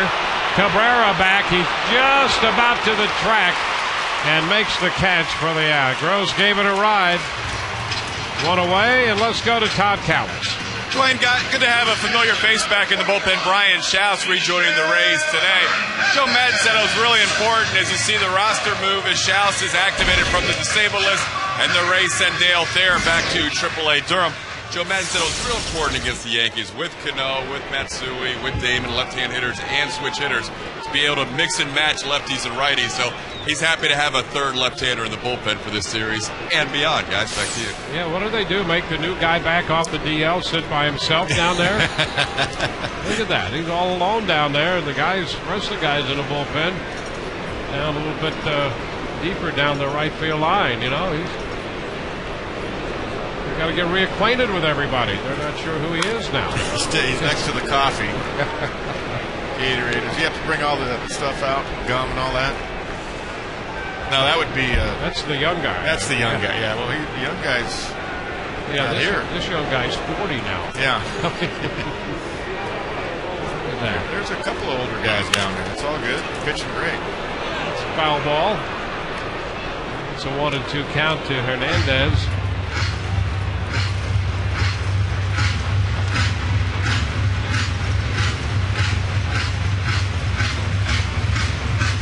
Rays got Crawford to third in the first inning when he walked, and Burnett made the Aaron Pickoff throw at first. Earl walked in the second. Crawford reached on a fielder's choice in the third, stole second, was left there after the base hit by Upton. It's really been about it. Going away, it's sweeping down, a curveball, 2-2.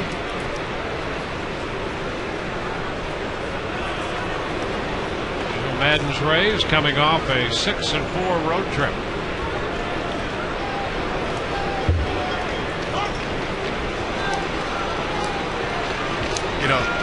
I would never count the Yankees out either. Just thinking about Burnett, Sabathia at the top of the rotation, Jabba Chamberlain, Pettit, but I would never count them out in any trade. Yeah, you're right. With the Red Sox rumored about battling for Roy Halladay. Yet there's a threesome right there. Here's something to think about. Burnett and Sabathia combined have been very good. The rest of the rotation, not so good. Ground ball that A-Rod handles that. 2 gone. For all the latest updates on the Rays, log on to TampaBay.com. From the diamond to the clubhouse and everywhere in between, you'll get in-depth news, stories, and scores 24 hours a day only at TampaBay.com. Burnett and Sabathia have a combined earned run average of 316, but the rest of their starters, it's a little over 5. Well, that's why I bring it up, because Jabba Chamberlain has 100 innings pitched now too, and supposedly they were going to limit him to 140, 150. Inside the Bartlett. He had 9 weeks of baseball left.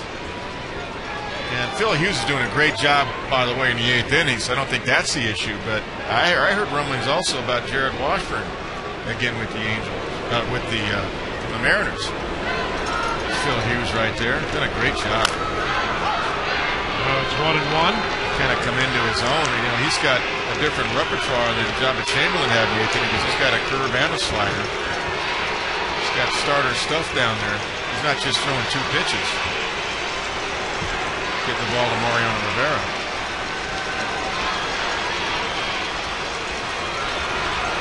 Jared Washburn, I'm hearing talk about from a few teams now. He's having a good year at Seattle. Seattle just put Bedard in the DL.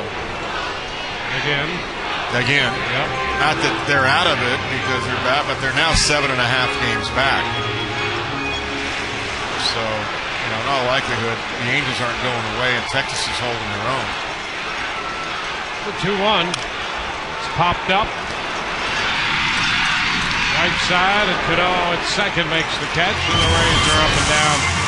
1-2-3 through 5. 3-0 New York.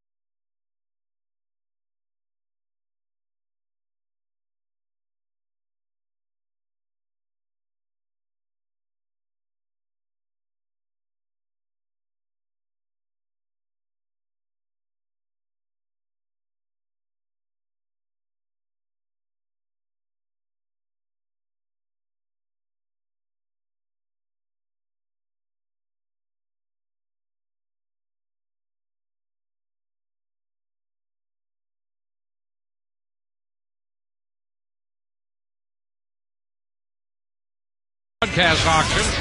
One of the items up for bid, personal hitting lessons for 4 youngsters with Evan Longoria, as well as personalized bats, T-shirts, and tickets to a Rays game for the entire group. Proceeds benefit the Rays Baseball Foundation.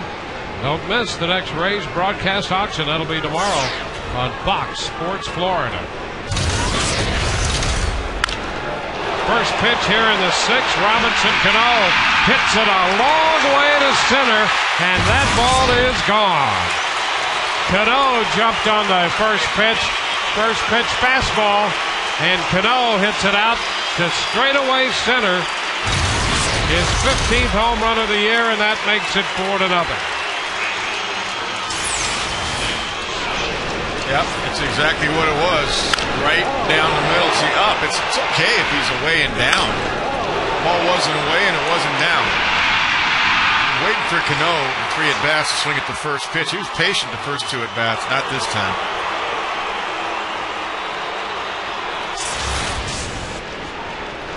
Yeah, he went through the previous at-bat, didn't swing the bat at all, so you know he's got to swing the next time. The pitch is high to Swisher, 1-0, and he jumped on the first pitch fastball. So now it's a 4-run deficit. And there's a drive off the bat of Swisher, and boy, did he hit that one. He hit that one a mile to right field. No doubt about that shot, and that's number 15 for Swisher. Back-to-back home runs.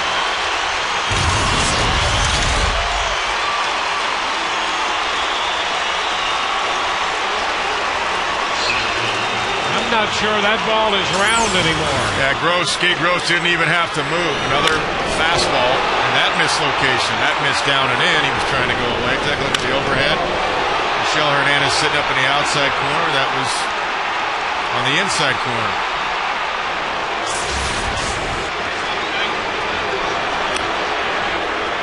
Melky Cabrera takes a pitch outside. So Cano and Swisher hit back-to-back home runs. The Yankees have done that 9 times this year. This one back at third, foul, and just out of the reach of Longoria.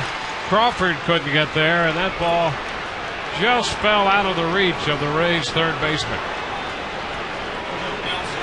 Boy, James worked so hard to get out of the 5th and was really pitching, and then he's right here in the 6th and just shows 2 mistakes. Trying to go away on both guys and missed up over the plate to Cano and down and in to Swisher right into his wheelhouse. Cabrera takes a strike. It's 1-2.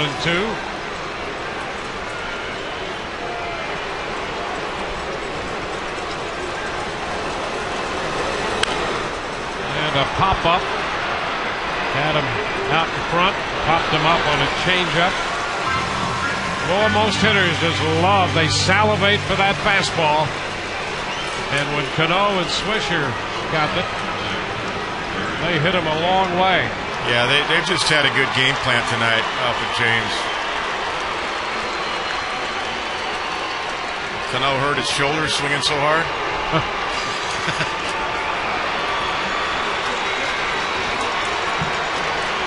Pinched nerve back there. Steve Donahue over there for their training staff attending to him.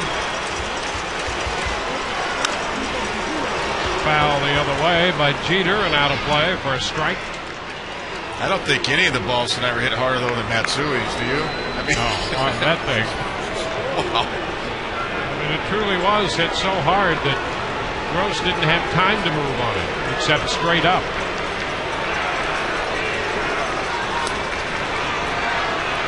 One and one now. So the Yankees make it a 5-0 game.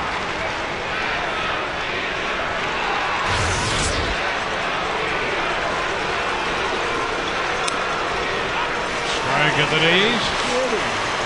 1-2. Well, Brian Knight has shown he'll call that ball down. Jeter gets one he didn't like.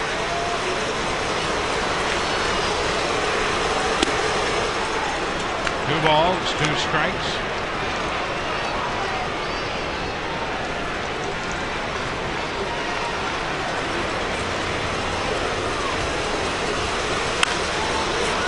It's going to be a base hit through the hole, past the diving Bartlett. Jeter has his second hit.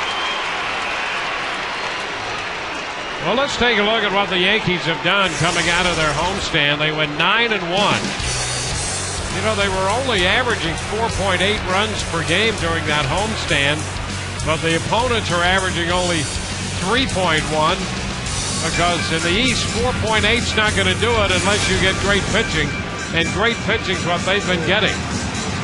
Tonight they have 5 runs, and that's it for Shields. Call to the bullpen brought to you by Metro PCS.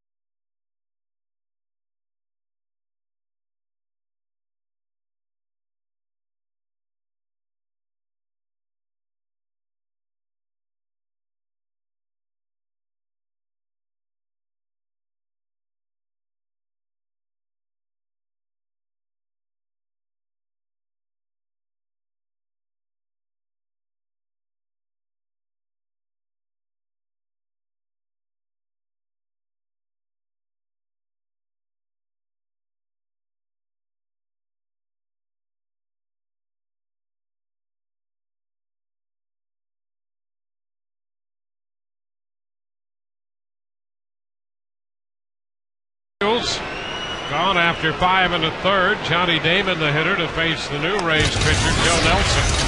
The pitch is a strike.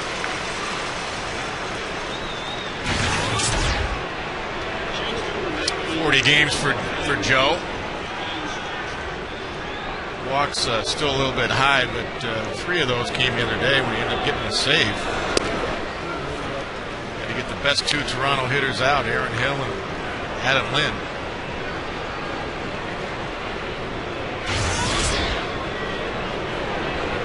New York with a 3-run second. Back-to-back solo home runs in the 6th inning. There goes Jeter. The pitch is fouled. So Jeter will return. Taking advantage of Nelson right there. Exactly, the big leg kick.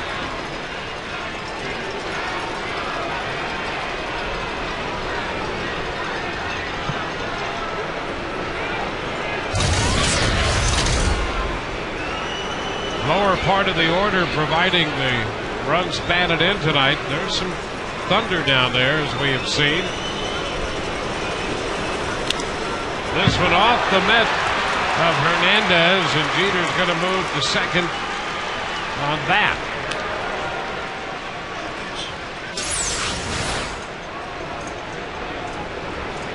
Yeah, Joe trying to go away. Mislocation by 17 inches. You know, I know that he missed across the plate, but they rule out a wild pitch. This one down, blocked by Hernandez. I mean, I'd still like to see a guy stop that pitch. Yeah, I was thinking the same thing when I first saw it live, that it was a catchable ball. If you can get your glove on it, the rule used to be, if you miss it, it's a pass ball. But I think because Hernandez was setting up away and the ball missed over the inside corner, it's really a wild pitch. And there's ball 4. So Damon walks. 2 men on with 1 out. On our Buick Pontiac GMC Dealers Road ahead. It'll be Kazmir and Sabathia tomorrow on Fox Sports Florida. We're on Sun Sports Wednesday. Robert Chamberlain and Matt Garza.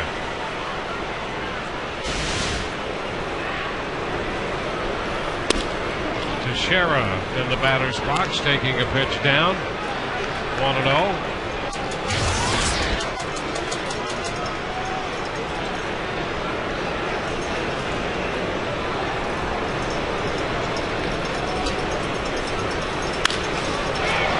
Popped up.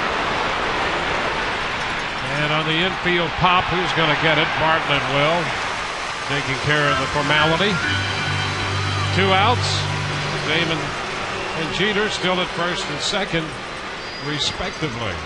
Yeah, Dana Lemieux, third base umpire, calling the infield fly either way. High fastball. Just above the reach of Mark Teixeira. Couldn't get through it.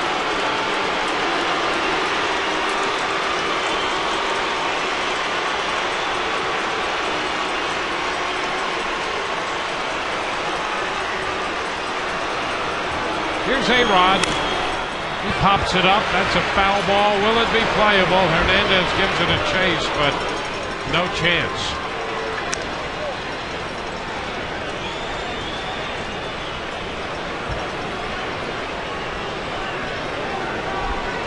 Two outs, 2 runs home.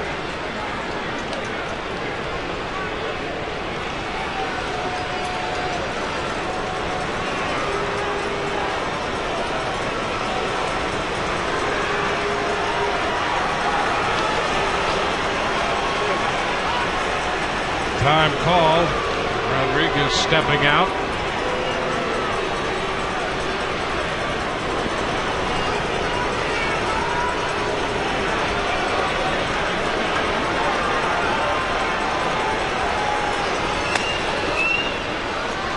A ball and a strike.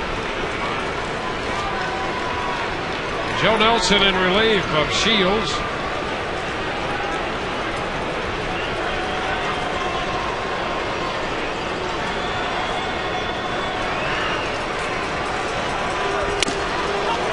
A strike, foul ball into the mitt of Michel Hernandez. 1-2. Nelson do a little quick pitching right there. Change it up there on A-Rod. He's not above a little trickery. Yeah.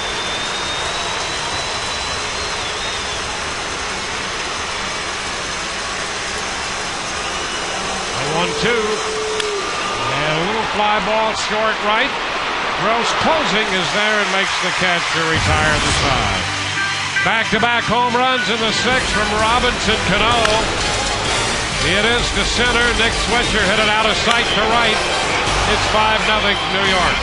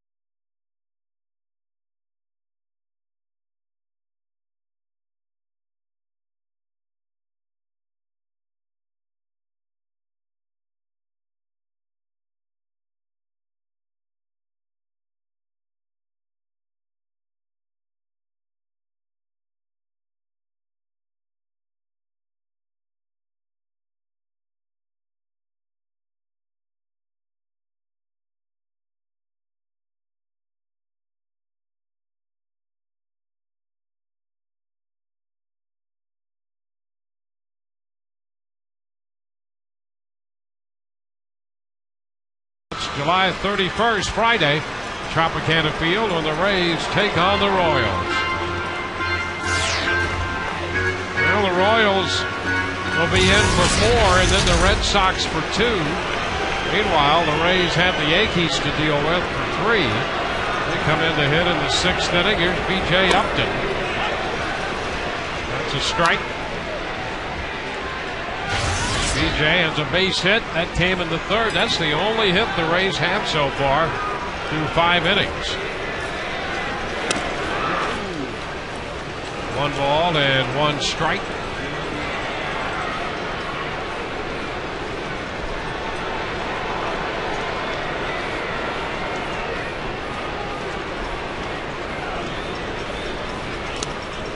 Into the dirt. It's scooped out. 2 balls, 1 strike. You got to counter now because it's a 5-run game and you're starting to lose outs. So you got to counter now and get a couple of these runs back. Need base runners. BJ looks at a strike and the count is 2-2. That's just a little two-seam right there. It's the outside corner.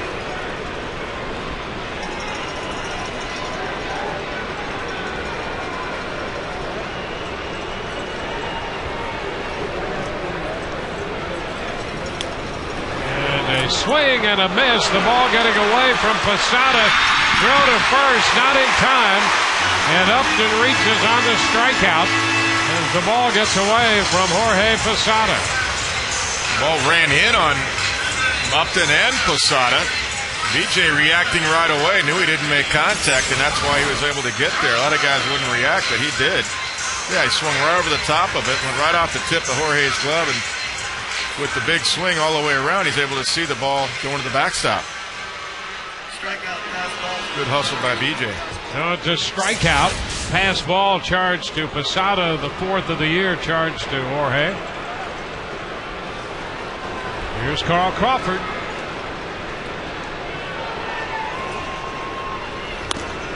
Looks at a pitch away, 1-0. Burnett has one other game this year in which he's limited the opposition to just 1 hit, and that was against the Mets at the end of June. He won that game 5-0 and pitched 7 innings of shutout, 1-hit baseball.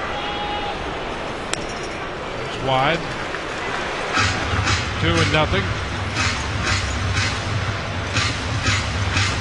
Well, we know one thing about the Rays. They're not going to quit and lay down. We know that. Right. They certainly demonstrated that on the last road trip. Yeah, they don't care who it is. Yankees, Royals, Blue Jays. They battle. They grind out the at-bats. 2-0 the count. Crawford fouls one back. 2-1. That's all you ask for when you're a manager too. It's just no quitting. And Joe Madden has said that the intensity's been good. The guys work the count. Don't give away at bats.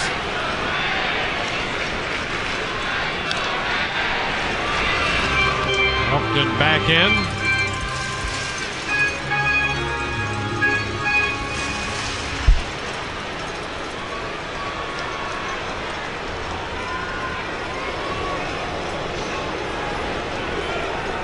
There goes BJ, and a pitch hit on the ground into right field for a base hit. Upton will go to third. The Rays have their second hit of the night. Charles singles into right, first and third with nobody out.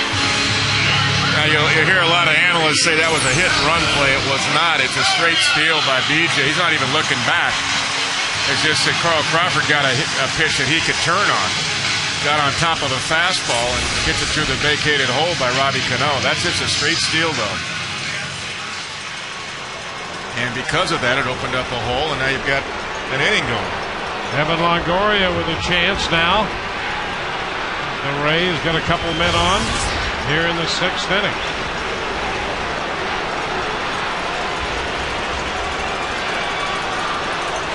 First time tonight the Rays have had 2 men on at the same time. Pitch is inside to Longoria.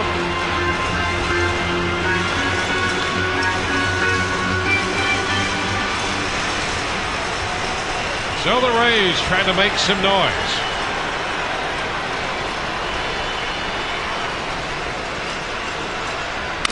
The ground ball to the right side. Cano to Jeter, one.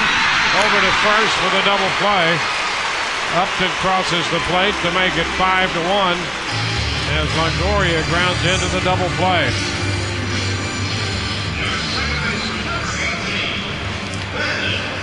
Yeah, he's shaking his head, and he knows that that's not the type of 1-0 swing you want. You want to be able to drive the ball and keep it off the ground for that very reason. And at worst, go deep enough to let Crawford steal a base. So the bases are suddenly empty with a run home.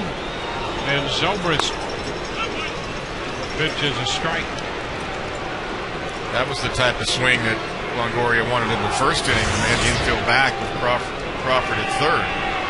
Just a little contact swing. That's not the type of swing he wanted right there. Chance to drive a ball. Pitch is down, and Burnett's over 100 pitches right now.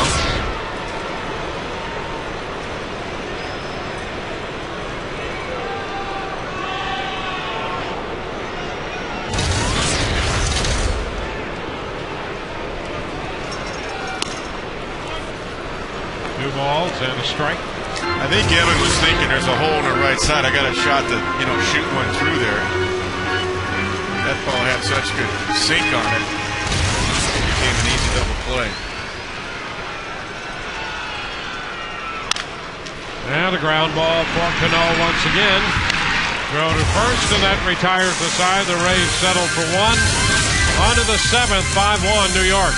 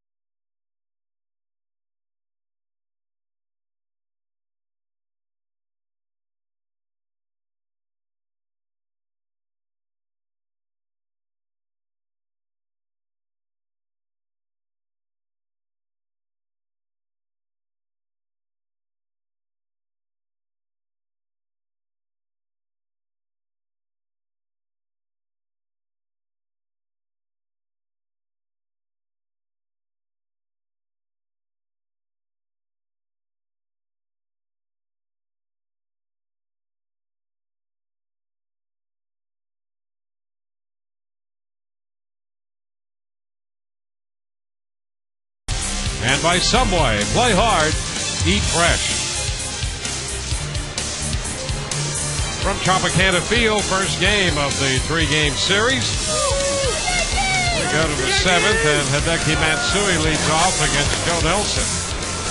Pitch is down.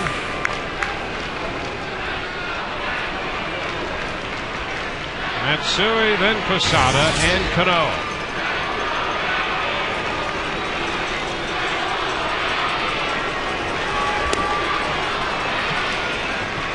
2-0.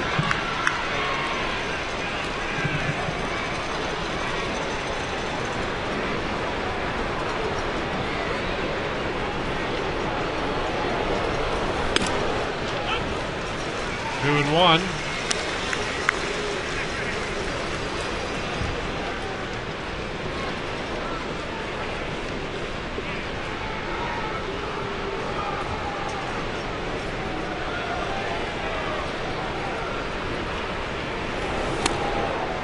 downstairs. 3 balls and a strike. Makes the Yankee lineup so tough. They've got so many switch hitters. There's a strike, 3-2. I mean, they've got depth 1 through 9. I've heard a lot of people saying they need one more bat. Now, really? Yeah, really? I don't think so. Well, their Thompson runs scored. I mean, that pretty much Yeah, I mean, takes care of that. They're first in home run, first in on-base percentage, second in batting average. First in walks, and Matsui draws a walk to begin the 7th inning. Let's go to Todd Callis once again. Todd?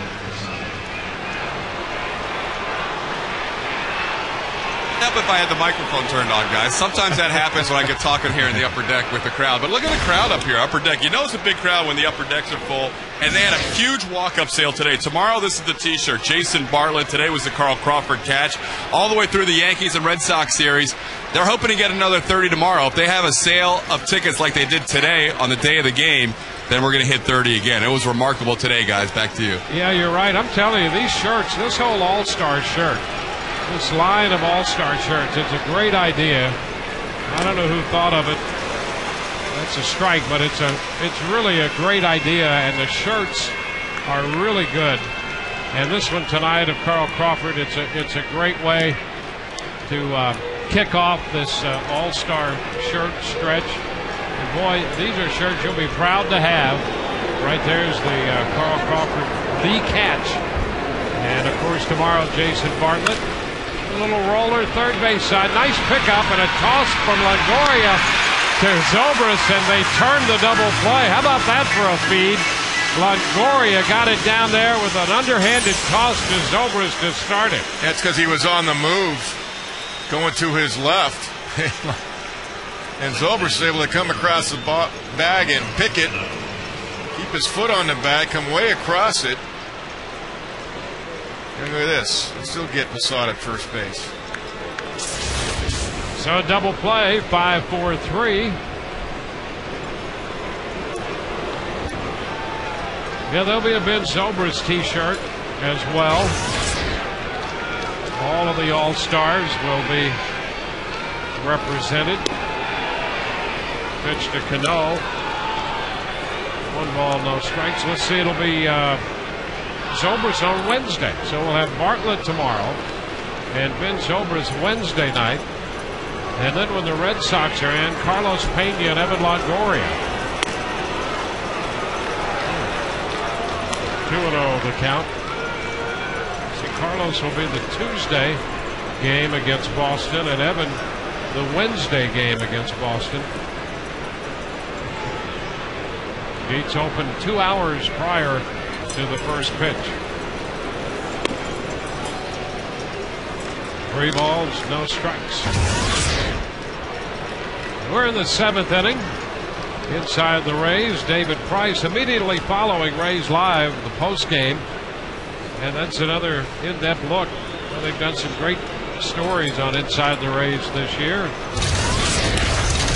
We'll be aptly rewarded for sticking around right after our game and the post game to watch that. Cano has walked. It's hard to do, walk him twice in a game. But he's been pretty patient tonight. He's almost taking pitches before he even sees a release point. Except for the last at bat, he was looking fastball and got one. Yeah, it seems there's Balfour. He'd have to be clairvoyant to do that. Is that right? I mean, he's almost like just spitting on it just to see if they'll throw him a first pitch strike, and then he just guessed right on Shields, I'm sure. And then James just missed location. 1-0 the count to Nick Swisher. But he does look pretty calm. I mean, he's having a good year. 15 home runs now. Hitting over 300 coming in. Pretty good 7-hitter right there.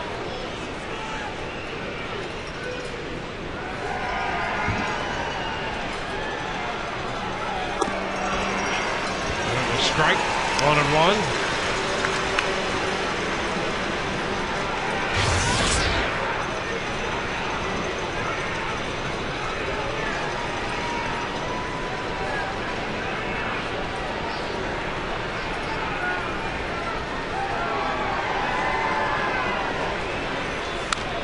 big cut and a foul back. Swisher had the second home run in mind with that cut.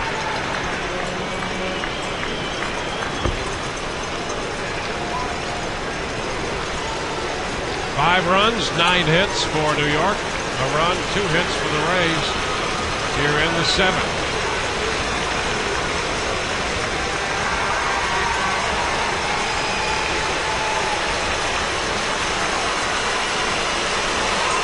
Upstairs, 2-2. Joe Nelson in relief of James Shields.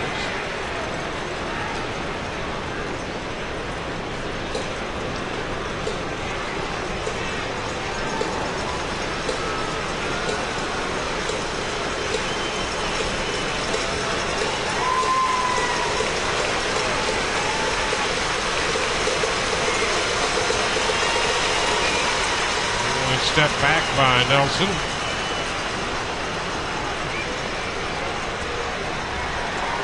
You know, you still get 9 outs of offense left. It feels like this is such a one-sided game, but you've got time. You got to keep putting zeros up there, obviously. But you got 9 outs of offense to play with. And a foul back.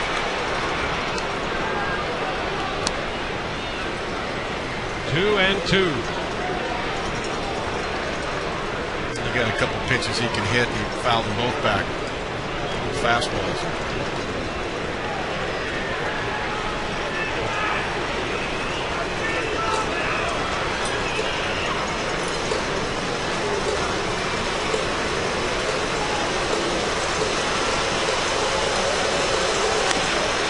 Pretty close. Wide. Maybe up. 3-2 now. With 2 outs, Cano's going to be taking off. Here's another look. Yeah, Joe's getting underneath it. Change up a little bit. That was off the outside corner. Up 2 a little bit.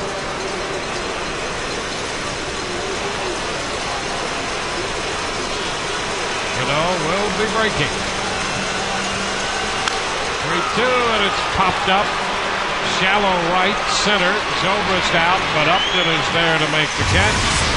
We're going to go to the bottom of the 7th inning with the score 5-1 New York.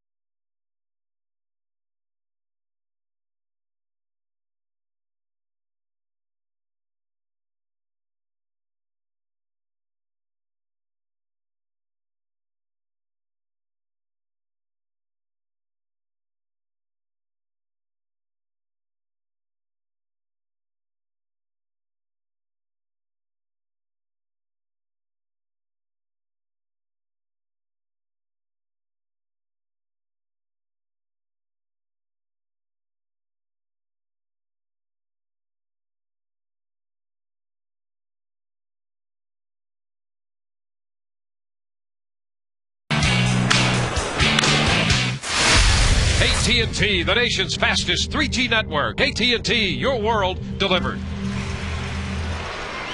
Back at Tropicana Field, we go to the home half of the 7th inning. A.J. Burnett with 104 pitches starts the 7th, and a ground ball up the middle by Pena, and shaded up the middle. Jeter makes the play as Pena made a bid for a base hit. They didn't have the big shift on for him, but they did have Jeter shaded toward the middle. That's exactly right. On most shifts, Jeter, the shortstop, will be on the second base side. If he was, that would have been a base hit, but he wasn't. And that's how they played it the whole game, with Burnett on the mound and Pena at the plate.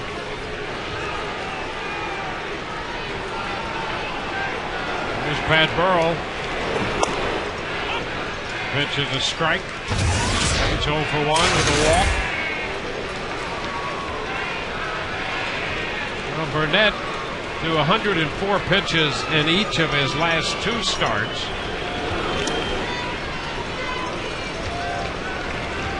He had made 104 through 6 innings tonight.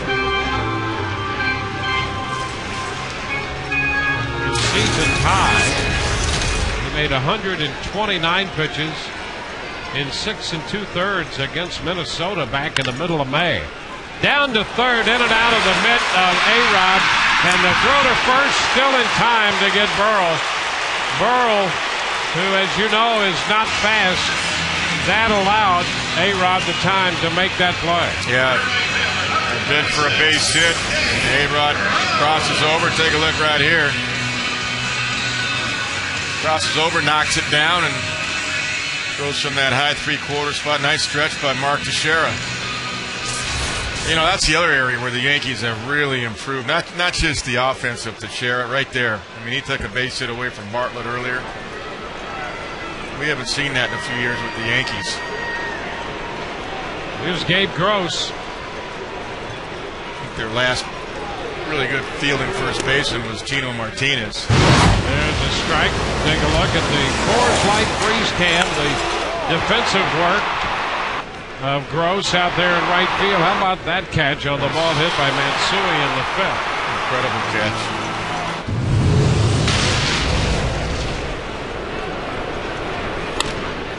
It's wide. 1-1 to count. So it would appear that Joe Girardi wants 7 innings out of Burnett tonight. He does have a little action down on the bullpen. Jonathan Aboladeo is throwing down there. 2 balls and a strike.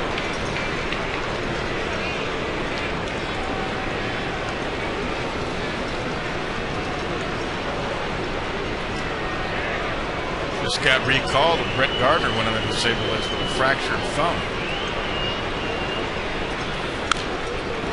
Gross fouls it. 2-2. It's amazing. The Rays only have 2 hits, but it's a typical Rays game because they still grind out the at-bats and work the pitch count up. Yep. You would think with a 2-hitter going that Burnett would probably have about 85 pitches. Max. Yeah, and he's only walked 2 men. Yeah. That's the other thing. I mean, in the past, he's been able to walk 5 or 6 or 7. Foul back, and back in 01 with the Marlins, he threw that no-hitter in San Diego. Struck out 7 and walked 9. Yeah, I remember that. He also hit a man and threw a wild pitch in that no-hitter.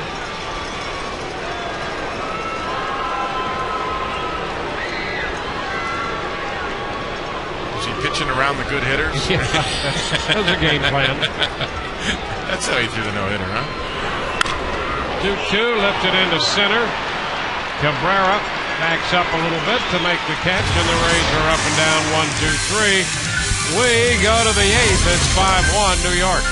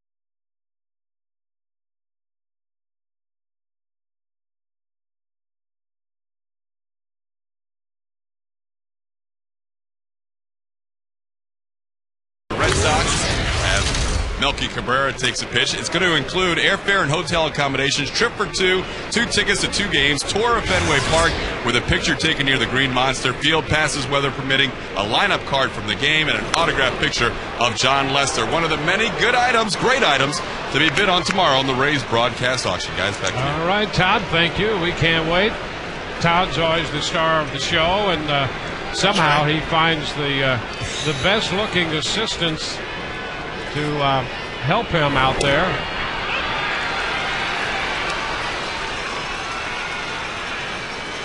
One and two the count here to Cabrera. Joe Nelson starts the 8th inning. He's in relief of Shields, taking over in the 6th.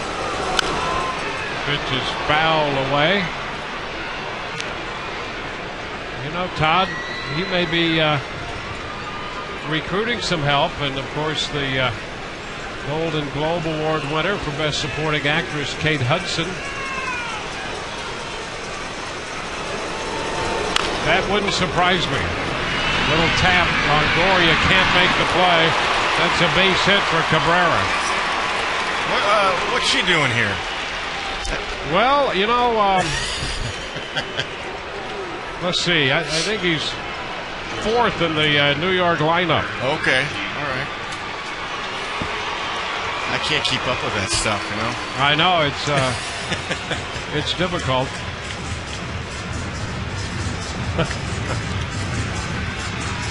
just not going to do it.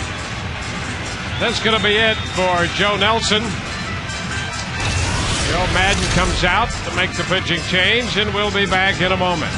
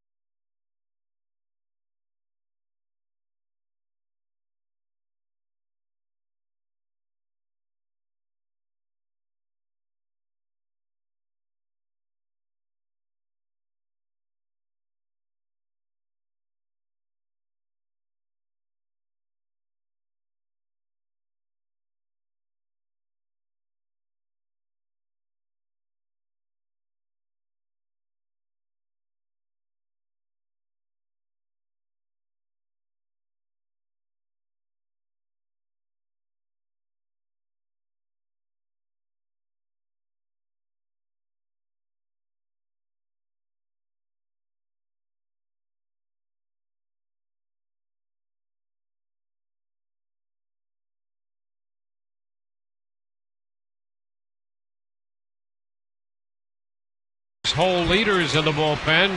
Grant Balfour, Dan Wheeler, each with 11. Just as middle relievers keep their teams in the game, you too can stay in the game with Just for Man hair color. Grant Balfour gets the call here in the 8th inning with the runner at first.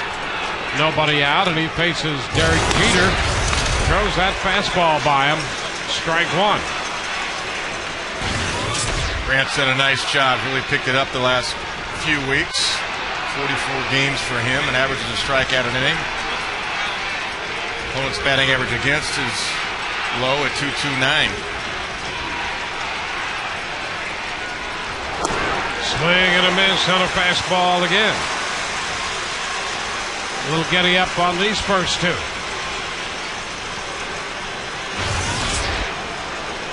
There's more. Yeah, there is. That was 91. He's got a few more miles in him.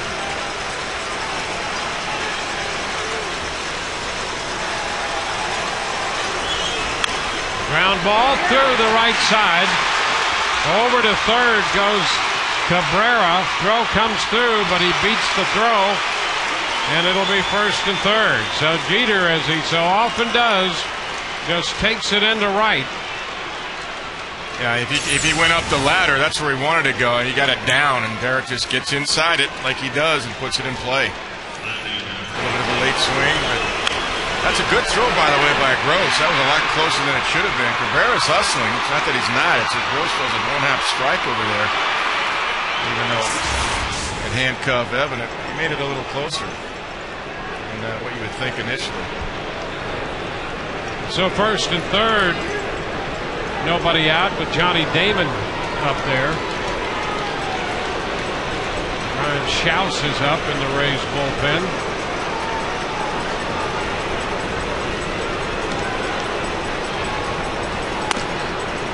Pitch is up.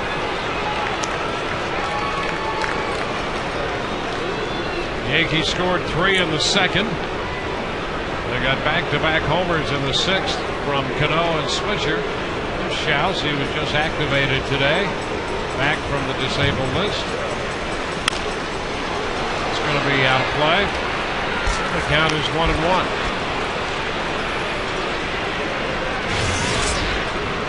Well, the Rays have this 9-game stand. They actually play 18 of their next 24 games at home. And counting this one, 36 of their final 63. Got a good record at home, 30 and 15 coming in. Ground ball second. Zobrist comes to the plate, out there on a nice play and a tag by Hernandez to cut down Cabrera. That was a tough pick right there by Zobrist. Ball had some topspin on it right here. Right there. Nice between hop right there. Really not a true short hop. There was a strike. Look at that. Nice play by Ben Zobrist. There was a strike on the right side of the plate there, meaning the glove side, for Michel Hernandez to make the play. So they cut down a run. Men now at first and second. Here's Teixeira.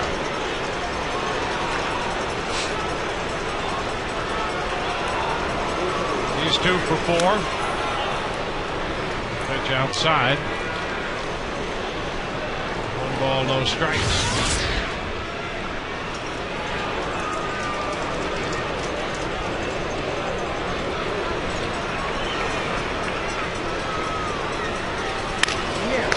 Fly ball, not too deep towards center, and Upton makes the grab. 2 outs. Runner still at first and second. And the hitter is going to be Alex Rodriguez.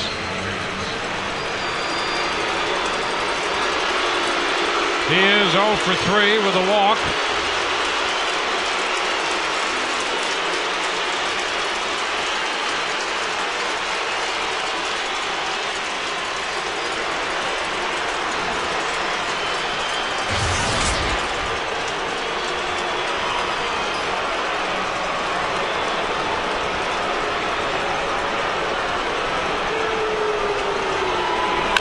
Pitch, a shot into left center field. That's well hit and is going to be off the top of the wall. Jeter scores as Damon follows him across the plate.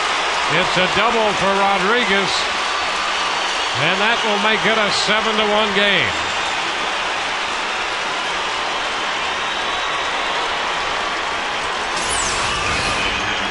Pretty short swing right here. He got on top of that one. Short, compact swing right there as he drills at the left center.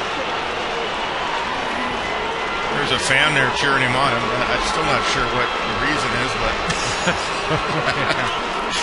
she's happy anyway.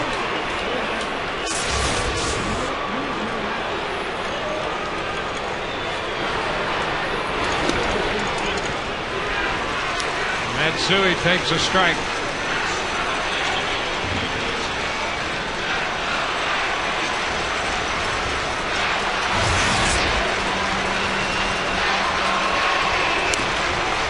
There's a strike. 0-2.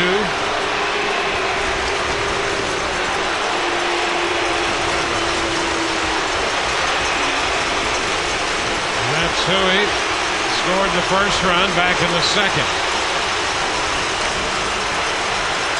This one is down, and it's 1-2.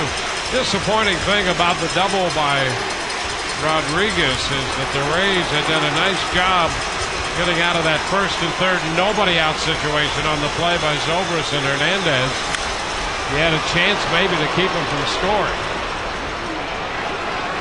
But Rodriguez hit it off the top of the fence out there and left center field. Well, and the other thing was with 6 outs of offense left, 4 runs versus 6 is huge. Yep.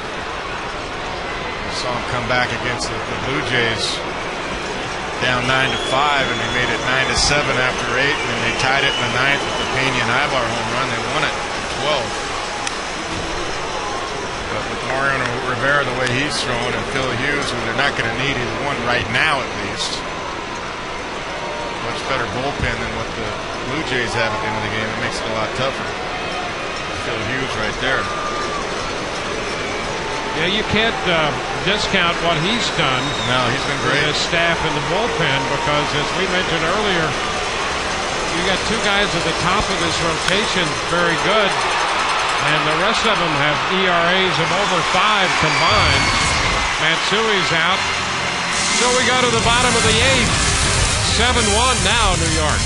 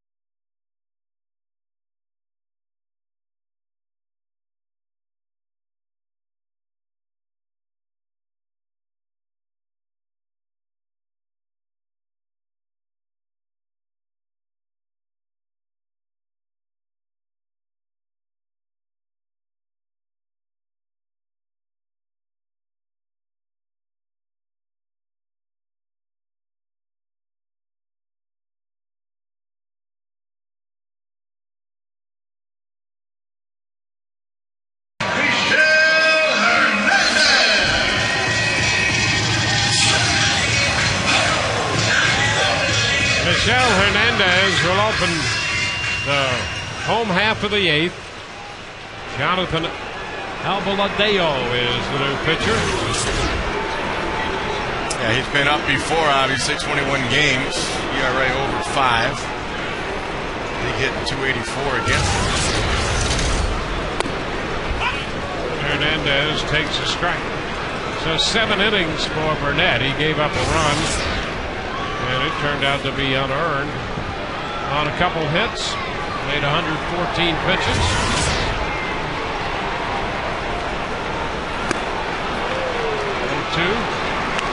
Rays Live, the post game comes up immediately following the coverage of this game, the first of a 3-game series. Well, it's just a different Yankee team than we've seen the last couple of years, because you go out and spend $500 million on free agents. I mean, you're supposed to play like this. And they didn't early, but they are now. Go out and get CC Sabathia, AJ Burnett, and Mark Teixeira. You know, they made a nice trade too recently, getting Eric Hinsky. Picked him up for nothing from Pittsburgh. Yeah. perfect for their ballpark. Yeah. He's already done a nice job, too, when he gets in there. Terry Kinski, and boy, what he meant to the Rays last year. He's already got, he's got 4 home runs and 18 at-bats for the Yankees. And he might keep that ratio up as long as he hits at Yankee Stadium. Yeah. Hernandez is out on strikes. He was important to Evan Longoria last year, and he has great at-bats. He's a professional hitter. Yeah, that's some nice depth off the bench. I mean, he could spell A-Rod, too, once in a while if you need him to. Play the corners.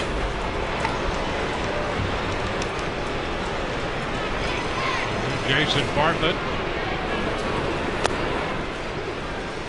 Too low, 1 ball, no strikes.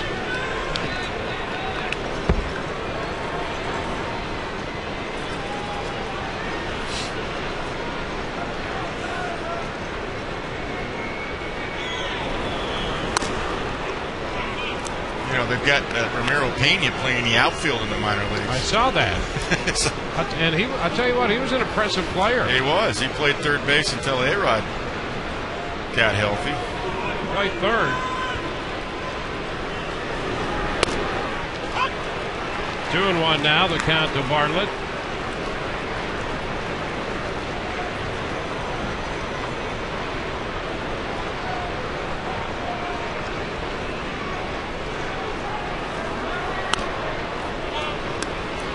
And now it's a 3-ball, 1-strike count.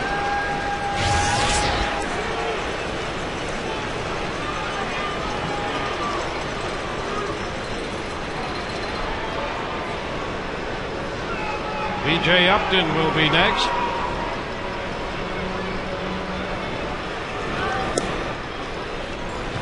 And a walk to Bartlett.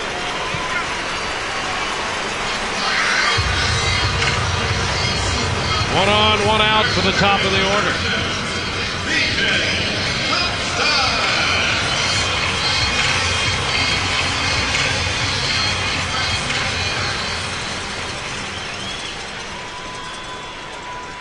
Oakland hitting in the 8th inning. They've scored a run to make it 8-3 Boston.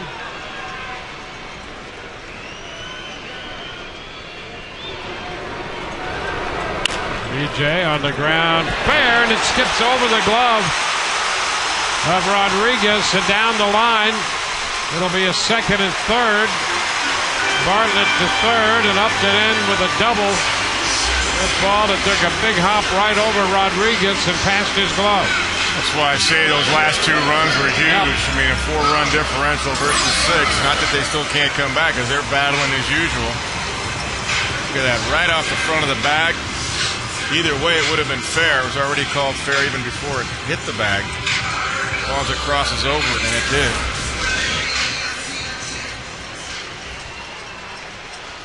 So with 1 out, 2nd and 3rd for Carl Crawford.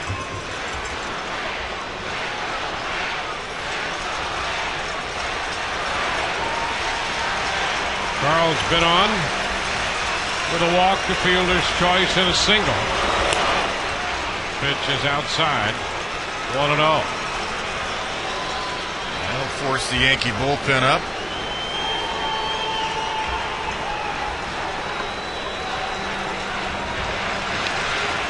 Hughes has been so good for them. Fly ball, left field, back goes Damon. He's at the edge of the turf to make the catch.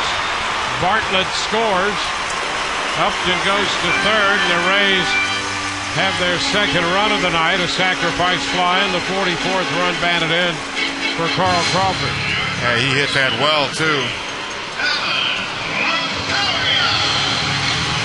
Couldn't quite get it opposite field. David Robertson up in the bullpen down the left field line for New York. What is now a 7-2 game. Talking about Hughes earlier, you know, with the rotation being what it's been. Oh, Longoria is hit by that pitch.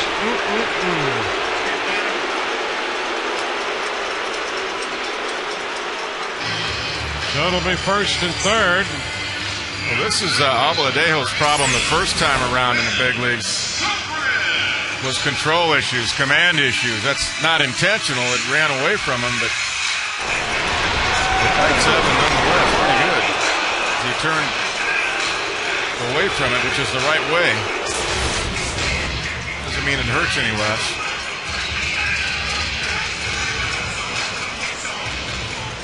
Got him pretty good.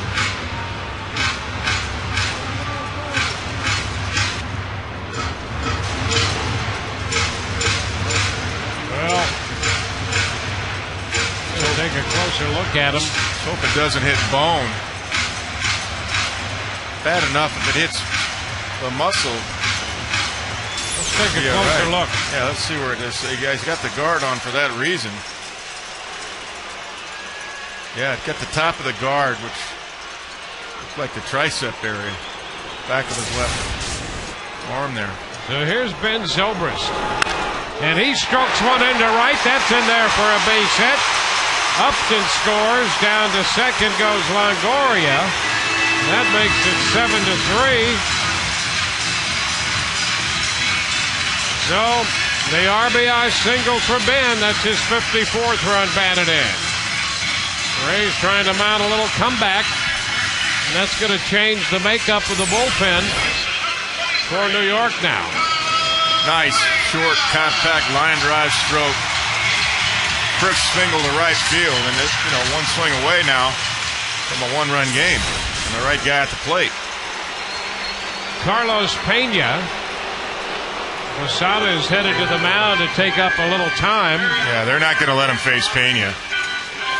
No way.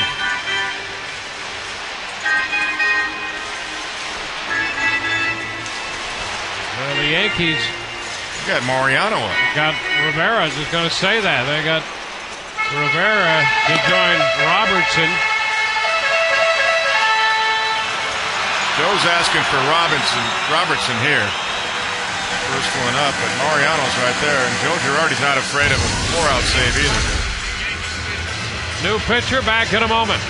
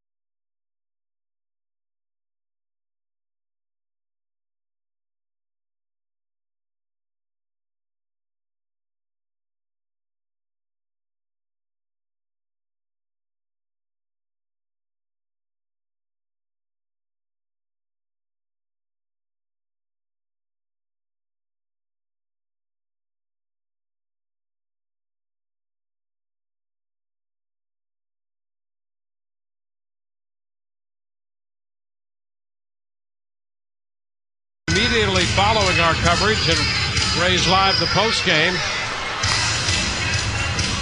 You don't want to miss an up close and personal look at the Rays' young left-hander and his path to the big leagues. David Robertson, the third pitcher tonight for New York. Yeah, look at those numbers as far as the strikeouts. 36 strikeouts in 25 innings in the league, only hitting 196 against them. How about this? He's held left-handed hitters to a 100 batting average. They're 2 for 20 with 11 strikeouts against him. This is his third stint with the Yankees this year. He's the type of guy that you ask for if you trade for a Jared Washburn, or he's one of the types of guys you ask for. Good stuff. Carlos Pena now. And that's a strike. Pena thought he'd held up, and he's not happy over that call by Brian Knight. Well, you very seldom see Pena that demonstrative. He was not happy at all. Take a look at the side shot from here for Pena. That's close.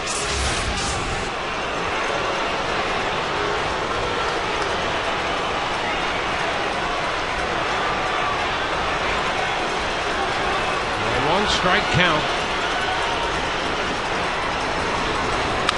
He fouls it back.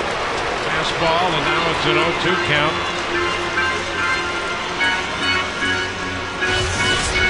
2 outs. 2 men on. The Rays have scored a couple here in the 8th. And when he checked his swing there, it had that little bit of whip there. That just barely. Yeah, it could have gone either way. That's a tough call. It wasn't definitive that he broke his wrist. And a foul ball back. Still 0-2. Posada didn't like that 0-2 curveball because that was in a wheelhouse right there. That was a mistake. That wasn't a put away curveball. I think that was a little reminder right there. You throw that one again, it's a one-run game. Got a good curveball as long as he gets it down. Got it dropped in the dirt.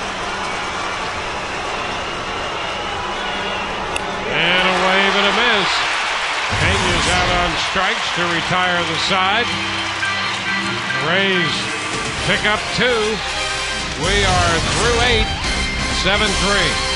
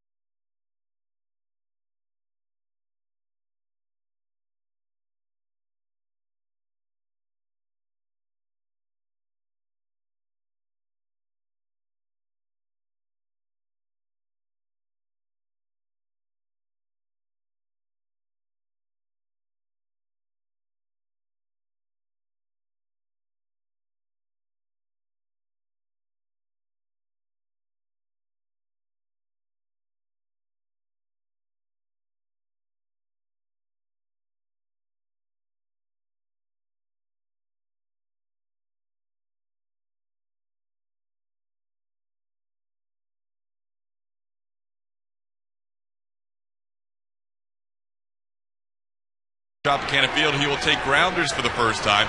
Joe Madden still thinks he's about 2 or 3 weeks away from a possible rehab assignment, but progress is being made, and it's good to see Yaki with a smile on his face and no more knee brace. Guys, back to you. Good news indeed. Ryan Schaus just back off the DL, and in this game, his first pitch to Posada is low. Ryan just added back to the active roster today. Yeah, good to see Brian back. He's missed, what, 50-some-odd games? 53 games, I believe. 2 balls, no strikes. And good to get him in this game, too, for Joe Madden. Get him right in the fire. Get the feel of pitching in a big league game again. He's been on the disabled list a little over 2 months. 2-1. 2 months and 2 days. Yep.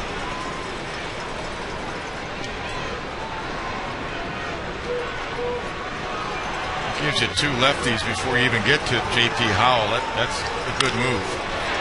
Fly ball right field. Gross is there. One away.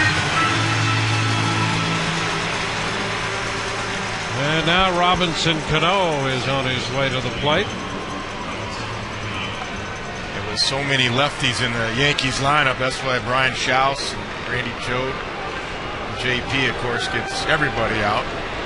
Great changeup, great curveball. Acting as closer. The Yankees have 7 lefties in their lineup. And a few of them, of course, switch hitters. But you can turn those guys around, especially at Yankee Stadium. Cano. Ball sweeps wide. 1 ball, no strikes.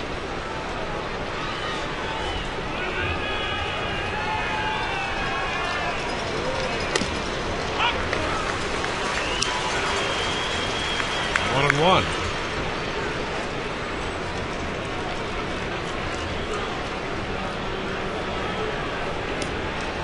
Forty-year-old left-hander Brian Schaus.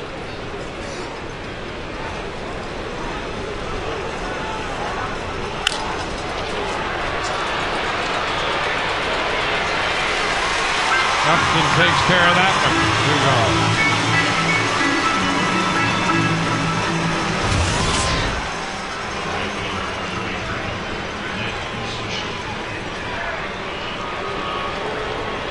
Now it's going to be Nick Swisher. He'll be hitting right-handed this time.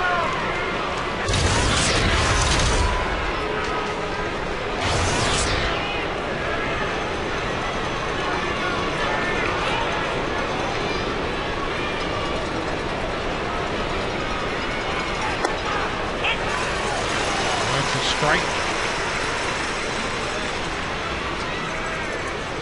Rays in the bottom of the ninth due to have Burrow, Gross, and Hernandez.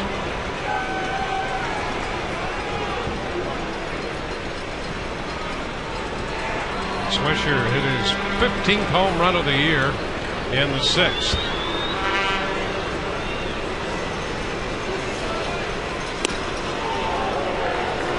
One and one. Yeah, he's a good guy to turn around in key situations because he's hitting 211 from the right side. Of course, he's had twice as many at bats from the left side, but more power from the left side. 12 balls and a strike. 12 of his 15 from the left side.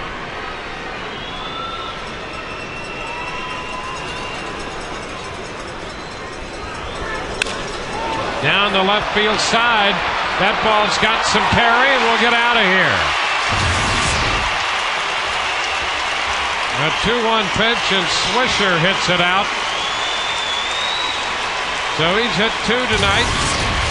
1 in the 6th inning, left-handed. 1 in the 9th, right-handed. So much for that. I'd still turn him around. This came right into a swing right here. Oh, yeah, it was up. Turned on it. Look at that. Right over the heart of the plate. Check out this catch. That's why you bring the gloves. Don't get hurt.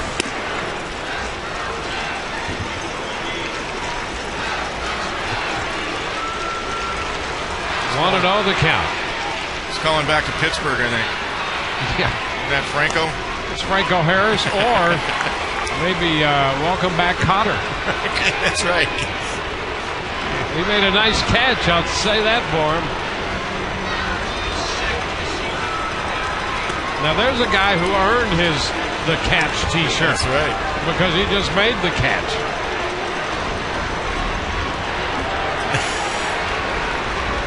should put his likeness on the front of that T-shirt. That's a fair ball back of third, just inside the line or on the line, and Cabrera's on his way to second. That's a double. This is why it's good to get Brian in tonight, though, down 4 runs, so you can get acclimated again. If the ball to Swisher, normally he sinks the ball. That was up over the heart of the plate. Second appearance should be that much better.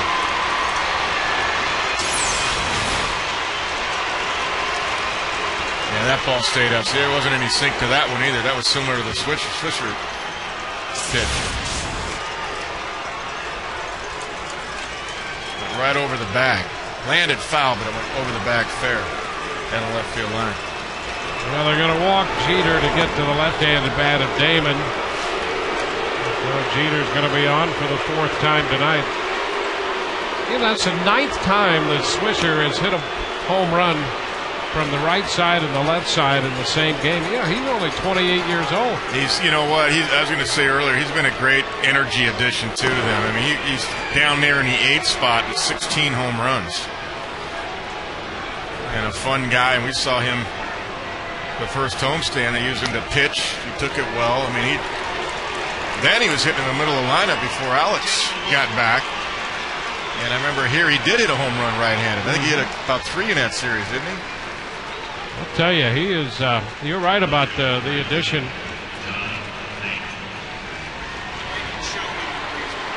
Well, here's Johnny Damon. Damon reached center fielder's choice in the 8th and scored. The pitch is inside. 1-0. Well, there's 2 reasons Joe did that with Jeter. Number 1, he's not giving up the game. It's a 5-run game. But number 2, this is who he would face, Brian Shouse. This is the type of guy he would face, and that's why Joe Maddon's doing this for the next couple of days, not just for tonight. Because if he's going to match somebody, it's going to be against the true lefties, the Canoes. 1-1 the count now. And Johnny Damon's guys like this. Fly ball back into deep right. Gross looks up and it's gone. Johnny Damon has just hit a 3-run home run. Cabrera and Jeter scoring in front of him. And so Damon hitting his 17th home run of the year. That's home run number 200 in Damon's career. He hits it off the left-hander, and the Yankees have a 4-run ninth. Yeah, see how that ball's up? That's just another one. Up and out over the plate. And Johnny gets extended. So those are mistakes that are going to get hit. But again, you got to find out and get Brian Shouse acclimated, and it's just a lot of rust on him right now, obviously.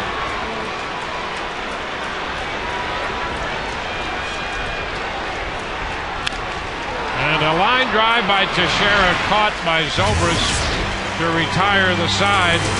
They score 4. It's 11-3, middle of the 9th.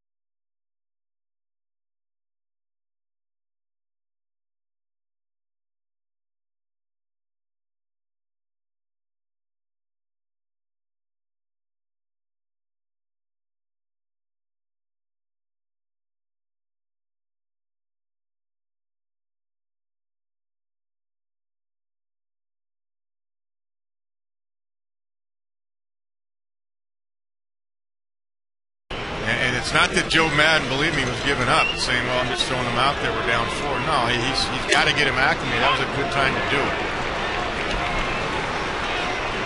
Much better than a one-run game or a tie game. His first appearance after being out for 2 months. Nobody feels worse than him. 2-2. No, that's what managers go through. People, may not understand. That's what I'm trying to explain. It's 162 games. It's the growing pains. I mean, you're going to win it. It's going to take everybody to do it. Joe Girardi went through it early when he didn't have anybody getting the ball to Rivera. Full count now. 2-2 breaking ball miss. We haven't seen Robertson a lot, but they say he has a natural cut to his fastball. And there's a shot high and deep to left. Fastball, and Burrell hits it out. So the Rays have a little hurrah there on the home run by Pat Burrell, his 7th of the year. Boy, that sounded good. That was a no-doubter. Beautiful swing. Look at this. Fastball. Not over the plate. A little bit down. But Pat gets through that pitch.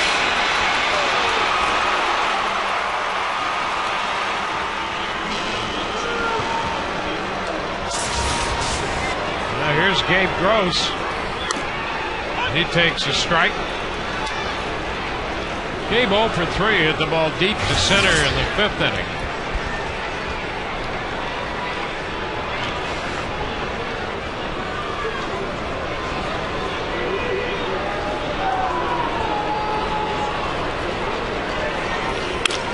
And a liner into center, and there's a base hit.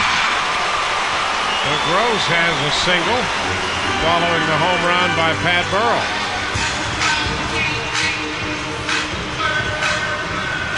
Willie Ibar is going to come off the bench to hit for Hernandez.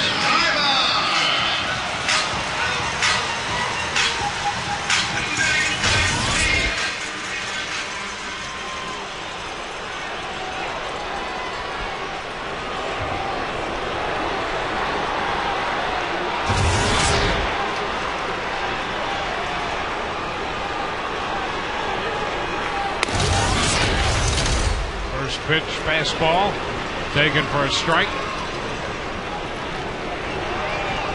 Home run and a single, nobody out.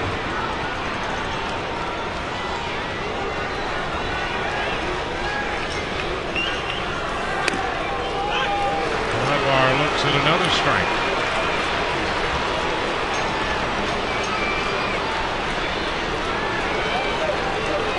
There's the curveball.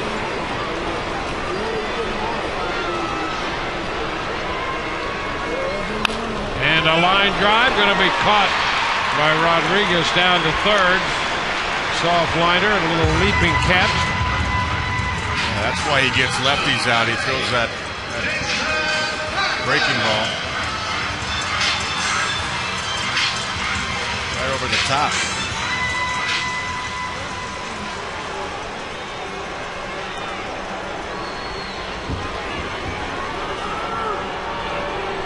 Jason Bartlett.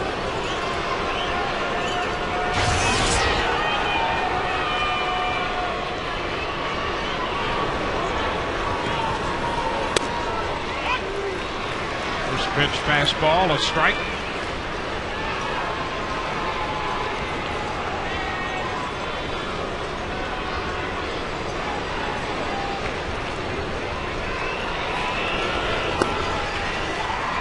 It's 1-1.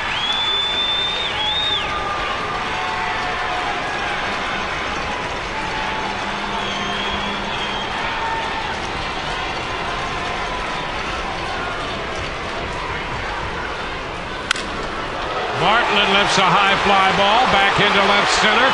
Damon to the wall, and he makes the catch. Back to first base will go Gross. Damon made a long run and a heck of a catch right at the wall in left center field.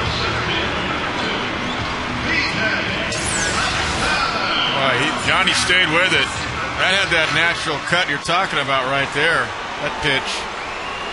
David Robertson and Bartlett got just about all of it. Nice running catch. Nice play by Johnny Damon. He tracked it the whole way. Stayed with it. Look, at least a double away. B.J. Upton pitches a strike. Gross moves into second on indifference.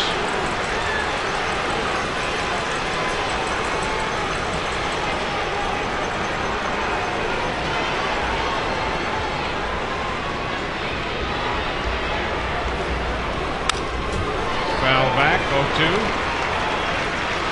Fastball. It's an 11-4 ball game. Burnett worked 7. The Rays got a run off him unearned. Couple off Alba DeLeo. Another run here off Robertson.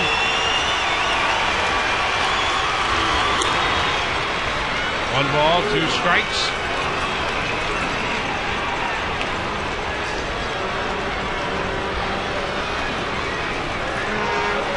Kazmir and Sabathia tomorrow night on Fox Sports Florida.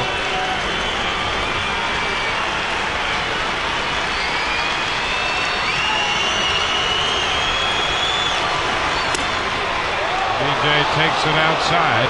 It was 2-2. Crowd reacting. Some of the Yankee fans here. It was outside. Boston beat Oakland. The Yankees with a big lead here on the Rays. Boy, that was pretty close. Not by much, but it was outside.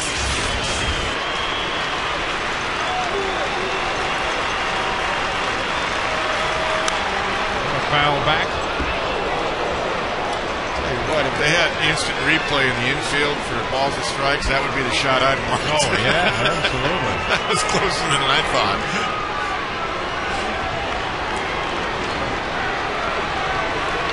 Freeze it right where it crosses the plate.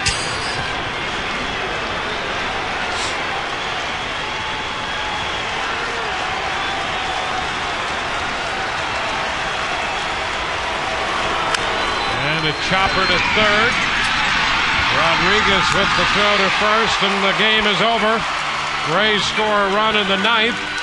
11-4 the final as New York takes the first game of this 3-game series. Burnett the winner. He's